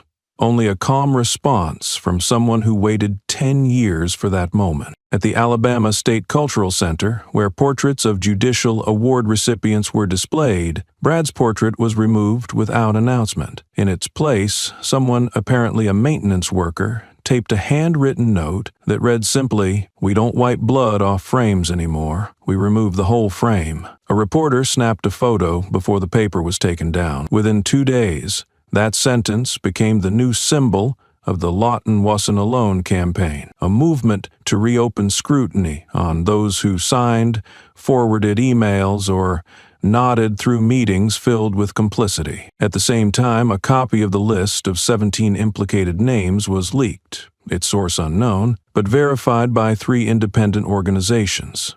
Each name came with a timeline, a document, or a previously classified email. Among them was someone currently serving as an advisor at a top private university. When students discovered this, they all gathered in the lecture hall, not disrupting, merely sitting in silence, holding signs that read, "You teach us law, but what do you live by?" The photo, taken from above 47 whiteboards held high in a dead silent auditorium, resembled an indictment that needed no judge, no reading, yet struck history like a pounding gavel, exposing distortion. And all of this happened while Brad had only been sentenced for less than 72 hours. The verdict was delivered at 10:17 in the morning on a scorching Thursday. Brad Lawton, a former judicial officer, was sentenced to 35 years in prison for the charge of lynching a black citizen with racially motivated intent within the judicial environment. There were no tears. No one screamed in protest. Even the man who once laughed mockingly at every accusation remained silent. Brad's face, as he was handcuffed, was the face of a man who had just realized the name that had adorned the honor board for 2 decades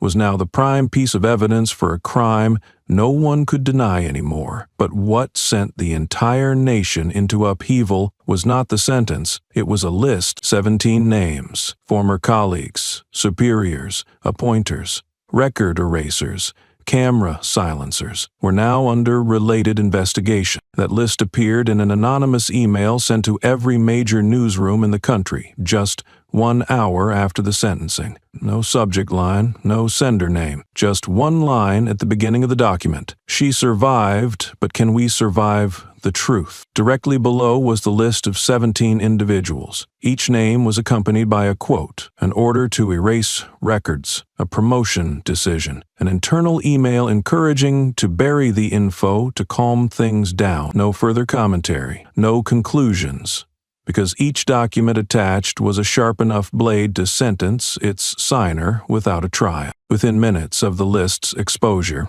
social media became the second courtroom, where the public did not merely search names but unearthed faces, records, and public addresses of each person once shielded by the system. A deputy director at Missouri's Judicial Bureau, who had failed to identify racial motives in Brad's case back in 2016, was forced to cancel a university speaking event after students arrived early, all wearing black shirts printed with the words, "You erased records, lives don't come back." That silent image prompted academic authorities to issue a notice temporarily suspending his teaching role due to a community not yet ready to receive him. A former state clerk, who had previously signed off on the decision to remove the assault video from Brad's disciplinary record, was discovered to have filed for candidacy for a regional council seat. However, the very next day, local residents gathered 248 signatures demanding a referendum, even before the campaign began. No slogans, no protests. They simply sent a large printout of the anonymous email to the campaign office, with his name crossed out in red and a handwritten note beside it, "The one who once chose to erase will now be recorded forever." At an internal judicial sector conference, where some individuals on the list had yet to be officially summoned, an anonymous technician quietly replaced the welcome video with a 40-second clip.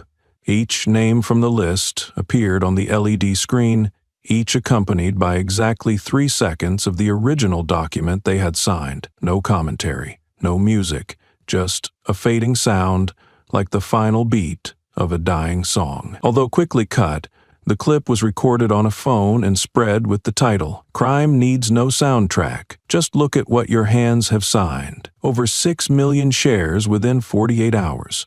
Along with hundreds of responses from former law students writing, "We once learned from them. Now we learn to look them in the eye." One of the names that enraged the public the most was the former chair of the Ethics Committee, now retired and writing a book on transparent governance. While he was present at the National Book Fair for a signing, a young woman in a black suit approached, not shouting, not insulting, simply placing on the table a copy of the official document he had once signed, with the note suggesting not to handle Brad to protect the sector's image, then walked away. A second later, 4 others did the same. The footage became the most widely shared video of the day, captioned, "He doesn't sign books, he signs in silence." Several publishers subsequently canceled the reprint schedule of his book, citing, "To avoid damaging public trust during a period of ethical crisis in the sector." The press, once eager to report on Elise as a solitary symbol,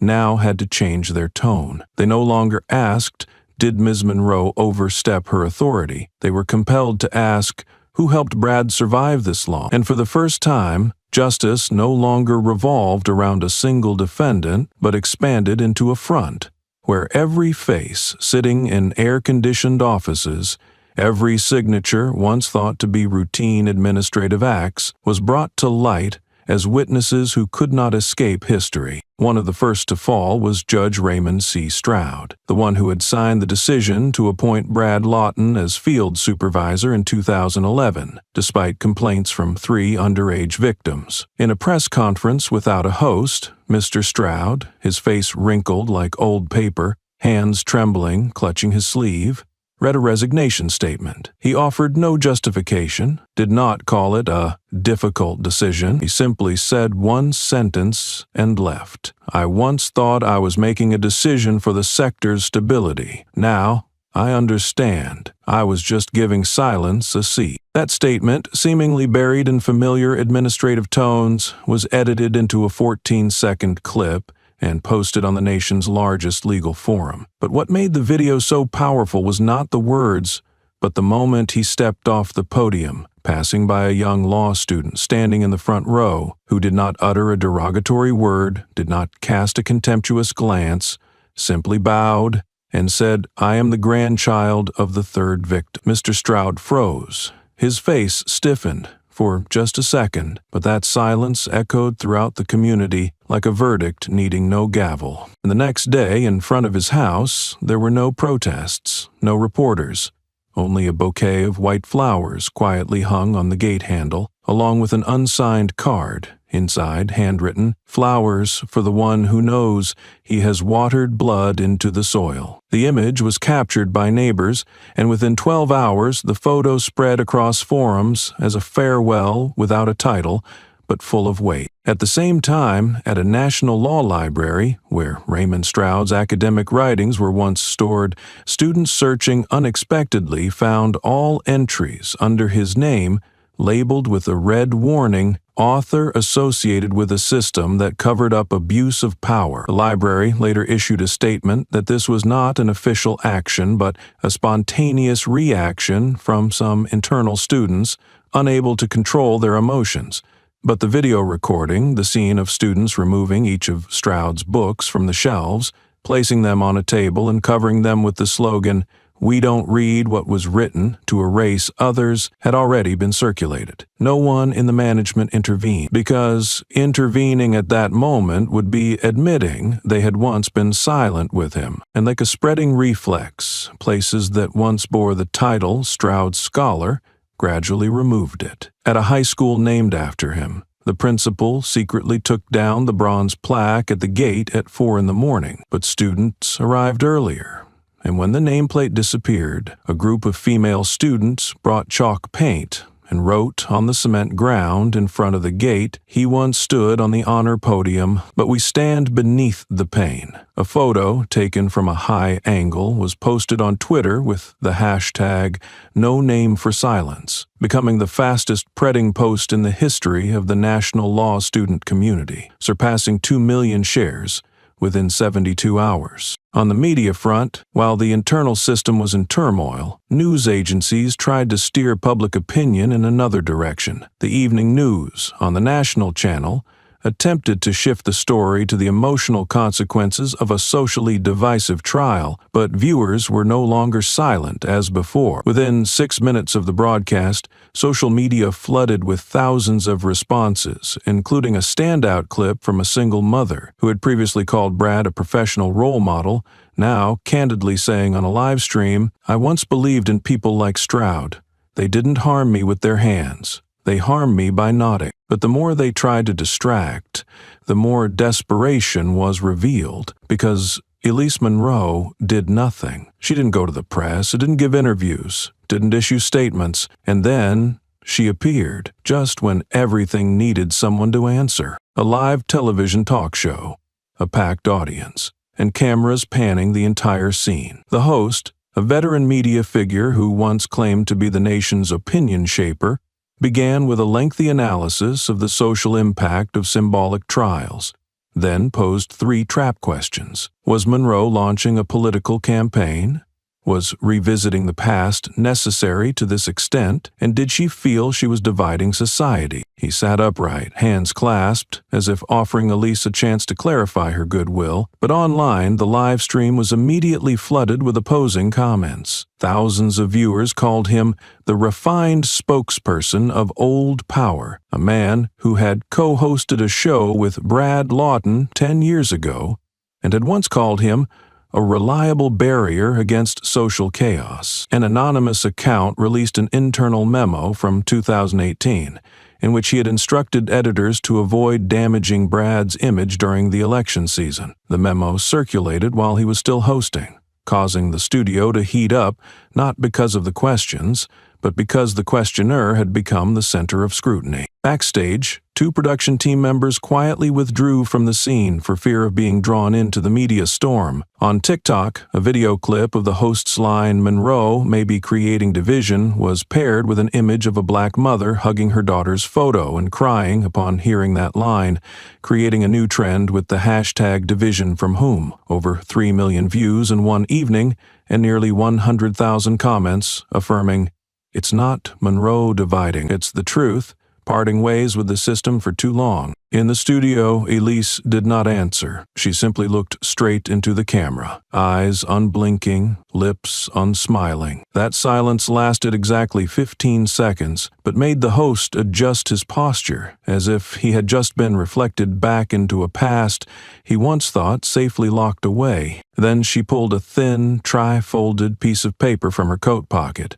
No title, no logo, just 3 lines quoted from Article 22B of the Federal Judicial Constitution. Small print, but when read aloud, sounded like a blade stripping away all layers of painted justification Crimes committed by those in power shall not be treated more leniently than crimes committed by those without power. All systemic silence in obstructing justice shall be considered as complicity. No one is exempt from the truth, even if that person once wore a judge's robe. As she read the final sentence, the camera zoomed gently onto the host's face. At that moment, no line of dialogue could conceal the cold, sinking dismay visible at the corner of his eyes. A man who once lived in the power of steering narratives now found himself stripped of all leverage by a single, cold clause of law. Behind the stage, the production crew stood frozen. No one signaled to switch the camera angle. No one dared interrupt the moment a media industry was being exposed, not by investigation, but by a legal passage that had always existed in the final pages they had tried not to print. She finished reading, folded the paper, placed it on the table, and left the studio. No bow, no glance back, but no one in the room could move. Because those 3 lines, those 3 laws were not answers to the host's 3 questions. They were a conviction of an entire industry, an entire generation, an empire of silence that once believed as long as no one dared name it, no one had to be held accountable. From that day, internal oversight bodies began to reopen case files under mounting public pressure. Every line that read "resolved" internally became a gaping question mark, like a knife wound left unwashed. Every decision marked "case closed due to insufficient evidence" was dissected, detail by detail, date by date, signer. A wave of anonymous accounts began releasing images of documents from the years 2012, 2014, 2016, where Brad Lawton's name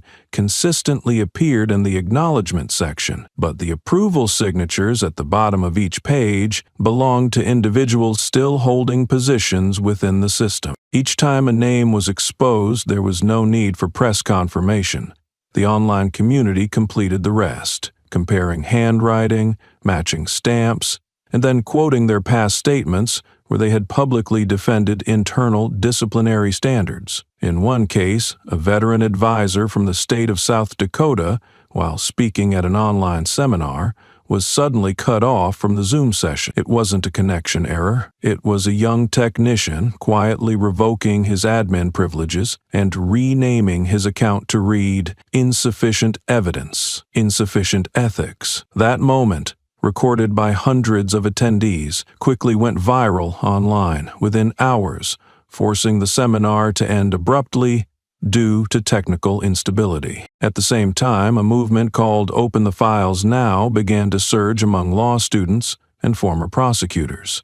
They simultaneously posted rejected case documents, each accompanied by a simple but powerful caption: "This is a victim." And the person who refused to read their name, what are they writing for the internal newsletter now? One especially impactful post came from a former federal legal officer, someone who had once been directly threatened by Brad to "shred the damn file if you keep whining about those useless cases." She posted a photo of her old desk with the only file she had kept placed atop a handwritten note from a former supervisor. "I advise you not to interfere further. Our job is to protect dignity, not the truth." She had crossed out the note in red ink. "I've kept this paper for 10 years, waiting for today." The image garnered over 8 million shares and was reprinted on the front pages of 33 local newspapers, not as expose evidence, but as a document of collective awakening. At the management level, those who once believed they stood outside the storm began to feel the heat. A state-level HR director, who had dismissed 3 complaints against Brad on the grounds that the language did not constitute hate behavior, was publicly called out by his own daughter, a sociology major, on Instagram, posting a photo of him with a piercing caption: "I once thought my father was a role model, but now I know he's only good at choosing truths that let him sleep well." The post stirred controversy, but also opened a new current in public discourse. Not just the legal system, but families who once benefited from its privileges were beginning to tear off the masks that had protected them too long. On policy forums, a flurry of articles, titled in the style of the post-Brad era, began to surface, but what truly exhausted public patience was when a major magazine attempted to publish a piece decoding the crowd psychology behind the Monroe backlash. Less than 20 minutes after publication, several of the official sources cited in the article simultaneously issued statements refusing to be quoted, accusing the magazine of deliberately framing righteous outrage as an uncontrolled emotional event. A well-known sociologist declined to appear on television upon learning the host planned to ask, could public reaction be a sign of a society too harsh with its past? Instead, he posted a single tweet: being harsh with the past is the only way to keep it from returning with a lawyer. No one asked what Monroe was doing anymore. She did not appear, did not respond, did not write. But the more she did not act, the more the system was exposed. Because with each passing day of her silence, people were forced to hear their own voices. And when that question rose from the public, not the courts, the system understood. The one convicted was not the only one. The ones still in their chairs were the ones who should start to worry. And then, when every newspaper used the image of Elise Monroe as their year-end cover, when the most prestigious universities competed to invite her for keynote addresses, when Justice Awards one after another called her name, Elise vanished from every spotlight, not because she was silenced, but because she chose not to speak. Because a new era does not need old heroes to be praised. It needs silence. Large enough silence so that the next generation can raise their voices at the right time without needing permission. Meanwhile, Brad Lawton, no longer a name in internal judicial policy but a federal inmate number, entered prison like a living relic being swallowed by the very past he built. He was not beaten.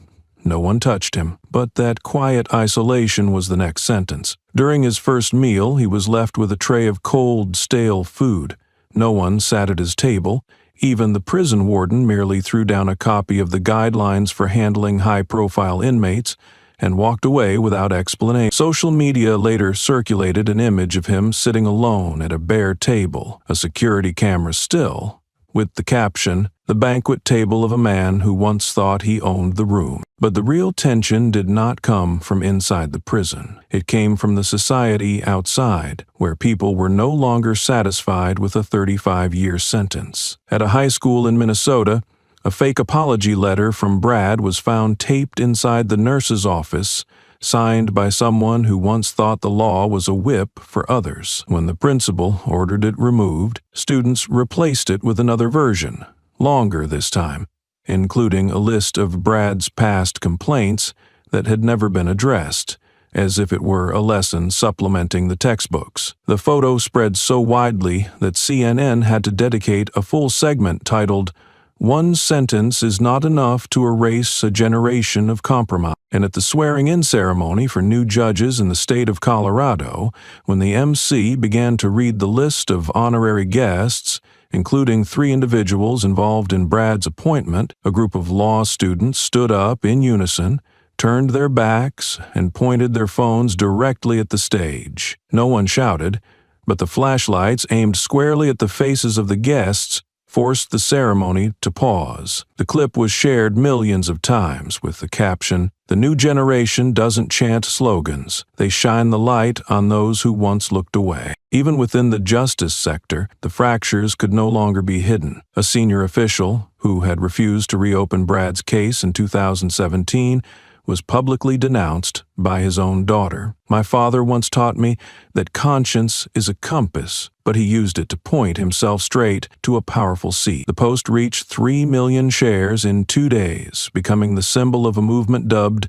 "Peeling Silence in Justice Families," now sweeping across prosecutors' offices, bar associations, and appointment boards. In that climate, an invitation to speak at the United Nations arrived, accompanied by a private jet, a 5-star hotel, and a global media package. She declined. A week later, Harvard invited her to hold an honorary faculty chair with a 6-figure salary and a private office on the top floor of the International Law Building. She declined. Yale called, offering to name a new auditorium after her. She declined, not out of arrogance, not from pride, but because she knew if someone dares to name the crime for what it is, the system will use every means to name that person wrongly by sanctifying them, then drowning them in rituals of cosmetic praise. Instead, she opened a class, not in the city center, not in any policy academy, but in a poor neighborhood in southern Atlanta. No one sets foot unless forced there by circumstance. No signage, no media, no security guards. Just a piece of wooden board hanging on a cracked window, scrawled in white chalk, "The reason I haven't left." Beneath it, a smaller, more ragged line, "Free law class, every Tuesday and Friday afternoon." The house was once an abandoned bakery, with rusted, corrugated roofing, the smell of mold mingling with cement dust, but to Elise, it was enough to begin something the system never had before, a place that doesn't teach law to become officials, but to ensure no one is buried under a signature made by someone with a badge. On the first day, 13 people came, 9 children, 2 elderly individuals, and 2 single mothers. No camera crews, no banners announcing charitable handouts, just plastic chairs arranged in a circle, cement floors not yet dry, and a whiteboard stained with mold like history never properly scrubbed. Elise brought no laptop, no slide presentations, no symbols remind anyone of the reputation that once surrounded her. But she brought something far more valuable, the belief that if someone who was once unjustly sentenced knows the law, history can be rewritten from within this tiny classroom. At the same time, in another state, the first image of Brad Lawden surfaced since the sentencing, head-shaved, wearing an orange jumpsuit, standing in silence inside the visitation booth. The photo was leaked from a guard's covert camera with the caption, "When justice doesn't call by your name, it calls by your number." The photo stirred controversy, but what chilled viewers wasn't his appearance, it was the glass barrier. No one had come to see him, no family, no lawyer, no press representative, alone, in every sense. And for the first time he understood, nothing hurts more than when the system you once controlled turns its back on you, quietly but irrevocably. Outside, people didn't stop at silent disdain. At a well-known bookstore that once sold the memoir Brad had editorially advised, a group of students came and quietly pasted warning labels over all remaining copies. Contains content advised by an individual currently convicted of racially motivated crimes. The video went viral on TikTok in under 3 hours, surpassing 2 million views, with the blunt caption, "Truth doesn't need censorship, but it must be labeled, like every other toxic substance." Back in the classroom, a black boy around 12 years old, wearing an oversized t-shirt, holding a wrinkled hardcover notebook, stared intently at her. While others fumbled with the concept of right to rebuttal in law, he raised his hand. His voice wasn't loud, wasn't sharp, but it was precise enough to pierce the world's indifference. "You could go anywhere. Why are you here?" The question held no admiration, nor was it a provocation. It was simply the kind of question that any child who had seen their mother argue with a store clerk, who had seen their father called by a number instead of a name, would want to ask someone like Elise, because they had grown used to famous people disappearing. But she was still here. Elise did not answer right away. She looked at the child, then looked around the room, the eyes that were waiting not for a lesson from a textbook, but from a way of living. Light filtered through the gaps in the roof, casting slanted lines on the wooden table like unhealed scars of a society that had tried to cover everything with soft words. And then she answered, without hesitation, without drama, without preaching, "Because I'm still angry." No one spoke. No one asked another question. But in the eyes of the children, it was clear they understood, because each of them had been angry before. Angry when they were pulled over for no reason. Angry when they were looked at with contempt in a convenience store. Angry when they saw their mother bow her head because of an incorrect file that no one bothered to fix. And for the first time, they heard someone who did not soothe their anger, but acknowledged it. That very anger was what kept justice alive. The first lesson was not about the Constitution, not about rights, but about the most basic concept. Justice is not a given. It is something that must be demanded. She wrote that line on the board, each letter firm and deliberate like a slow declaration. No justice is natural. All of it must be demanded. Behind the classroom wall, where the sound of chalk still echoed, another world was trembling in waves from the aftermath of a trial that had never truly closed. Inside a Level 2 security prison, Brad Lawton lived under what was termed special personnel protection. But that very shell became a new kind of cell, where every trip to the exercise yard was a suffocating walk through silence. No one cursed him, but every time he stepped into the restroom, the showers stopped flowing just as he entered. Every time he reached the dining hall, his untouched tray was slapped to the floor by another inmate, a former library clerk wrongfully arrested by Brad 8 years ago, who coldly said, "This is how you threw away lives?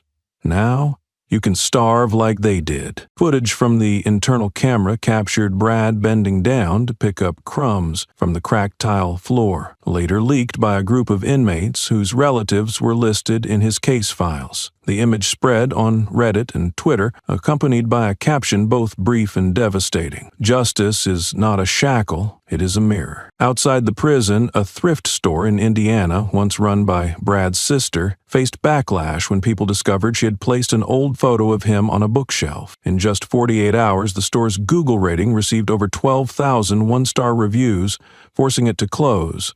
A sign hung on the door reading, "Transferred for personal reasons." A well-known blogger shared a story clip showing the empty shelves, the only caption, "No one lives outside their own shadow forever." The pressure did not stop with social media. At the annual conference of the Eastern States Judicial Council, a short video produced by Howard University law students was screened just before the opening session. In it, they reenacted the entire Monroe trial using black and white sketch animation.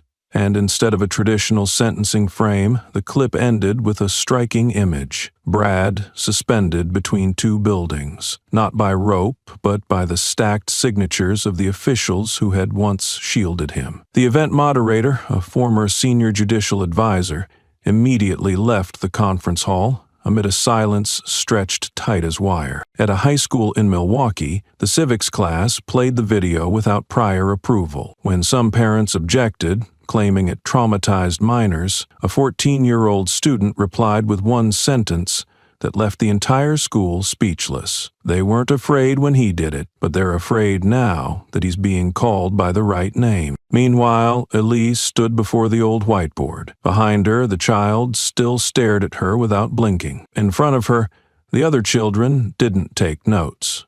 They just watched, not because they didn't care, but because what she had written was something they had thought, something they had whispered in the dark, but never heard an adult dare say out loud. The light pierced through the seams in the metal roof, casting diagonal rays like blades carving into the unfinished cement floor. Each ray seemed to flip open another page of truth, not printed in textbooks, not shown in PowerPoint slides, but etched on the faces of those who had once bowed their heads without knowing why. And when the class ended, they did not rise immediately, not because they were reluctant to leave, but because, for the first time, they understood. Someone was teaching them not to live obediently, but to live righteously. Out on the streets, the world moved on. The investigations widened. The 17 individuals on the list of complicity no longer sat comfortably. Some had been suspended. Some were called to testify. Some were still struggling, trying to deny responsibility with phrases like lack of clarity and insufficient evidence. But those phrases, once a solid shield, were now being torn apart piece by piece by the ruthless patience of an awakened public. A former judicial supervisor was expelled from an industry conference after law students simultaneously walked out mid-section, leaving rows of empty chairs aligned like a declaration without words. At the office of a judicial commissioner in the state of Tennessee, who had dismissed Brad's complaint file from an emergency hearing in 2019, Staff members resigned, one after another, citing the same reason: no longer believe in the person we have to call boss. That sentence was later printed on banners at a small rally in Jackson, and within a day it became the most shared quote across legal professional platforms. The tension no longer resided in protests, but in the quiet withdrawal of a generation that had once accepted standing in line. On television, a veteran anchor unexpectedly mispronounced Brad's name during the evening news, calling him the man once tucked inside the system's pocket, before pausing mid-sentence and admitting on air, "I'm sorry, I can't follow this script anymore." The clip was extracted, went viral on TikTok, and reached over 4 million views within 36 hours, turning him into a symbol of media professionals forced to confront their own delayed ethical responsibility. As for Brad, in a prison cell where there were no more polished camera angles, where his activity privileges were revoked, where media contact was banned, and where he was transferred to the slow response unit, designed for inmates whose public scrutiny was too great to ignore, but who the facility chose not to protect, he now received his meals last, 30 minutes later than the others, with cold food on the tray and a small note, unsigned, written in black ink: "You once thought the law was a whip. Now it is a mirror." The warden could not identify the sender, but he knew the silence around him was no longer protection. It was a prolonged sentence, and that smoldering contempt was what was slowly consuming the name he once used to hide anonymous deaths. His former neighbors in what used to be an upscale residential area submitted a petition requesting the community board to remove the Lawton family name from the honorary residence plaque hanging at the community center. The petition gathered 248 signatures in 6 hours. The bronze plaque bearing Brad's name was taken down in silence, but the removal, captured by a child, was turned into a 17-second clip titled, "When the Once Celebrated is Erased from Public Memory." The clip garnered nearly 1 million shares in 3 days, becoming one of the 10 most frequently cited pieces in end-of-term civic education classes. But the flame Elise lit no longer needed her to tend it. It had spread from her teaching, into each child who dared ask, into every citizen reclaiming old case files, into every community rewriting previous reports with new language. Systemic racism instead of administrative mishandling. Elise Monroe no longer stood on high platforms. But when a child was asked, "What do you want to be when you grow up?" instead of answering police officer or doctor, one child answered, "I want to be the kind of person who doesn't let anyone call the truth by the wrong name." And even without saying her name, everyone knew where those words came from. She left no will, founded with no funds, accepted no medal, but her legacy was a next generation, not waiting for miracles, not begging the powerful, but learning to use the law to ask, to resist, to exist, not to win, but not to be silenced. Meanwhile, those who had once supported Brad and indirectly fueled the abuse of power could no longer hold on to the moral masks they had worn throughout their careers. A deputy federal inspector general, who had once signed off on 4 internal complaint dismissals during Brad's time as supervisory commander, was confronted by Columbia law students in front of the guest lobby of a conference. No one shouted, only one sign held high, white background, thin black letters. "You signed off on canceling the investigation. I have to live in a house filled with the ashes of trust." The photo was captured and quickly went viral, sparking a campaign demanding his removal from the positions he still held. Soon after, a publishing house that had once collaborated on Brad's memoir organized a closed-door seminar titled "Restoring Honor to Those Condemned by Media Before Justice." Moments before the event began, the entire room was flooded with thousands of flyers dropped from above, no logos, no one claiming responsibility, just one sentence repeated 12 times. "When we call a verdict a stain, it is we who scrub clean the sins of the past." Security cameras recorded a group of young people in hooded jackets acting calmly without vandalism, just delivering the message, then leaving quietly. Brad, now transferred to a lower security facility to de-escalate media attention, thought life inside might be easier, but it was there that he first faced something he once believed only applied to ordinary criminals: rejection, even from the prison staff. During a group therapy session, where inmates were asked to share feelings, he stood up and said he used to maintain law and order for the entire state. The group leader, a former university lecturer imprisoned for tax evasion, simply replied, "And you think choking people with law is different from a rope?" The session ended early, and Brad was returned to his room. The door was not locked with a bolt, but with eyes no longer willing to meet his. In a northern city, where Brad had once been honored in 2015, his bust statue, placed in the Central Park, was secretly dismantled by local authorities during the night, fearing it might be vandalized. But what they didn't expect was that, by the next morning, a new sculpture had been installed in the exact same spot, its creator unknown, carved from coarse concrete, simply depicting a pair of children's hands, unlocking each notch of a set of hand. No name, no signature, but etched faintly at the base in Latin, Veritas non moritur, the truth does not die. When local media came to film it, an old parking attendant nearby simply said, "This is the first time I've seen a statue that doesn't need someone to erect it. It just needs someone willing to remember." Day by day, Elise became more absent from everything labeled official legacy. They tried to invite her to accept the Presidential Medal of Freedom. She gave no reply. A major legal organization proposed naming a scholarship after her. She returned a copy of the case files of 12 victims who had been beaten by Brad and wrote, "If you still remember them, then name it whatever you wish. If not,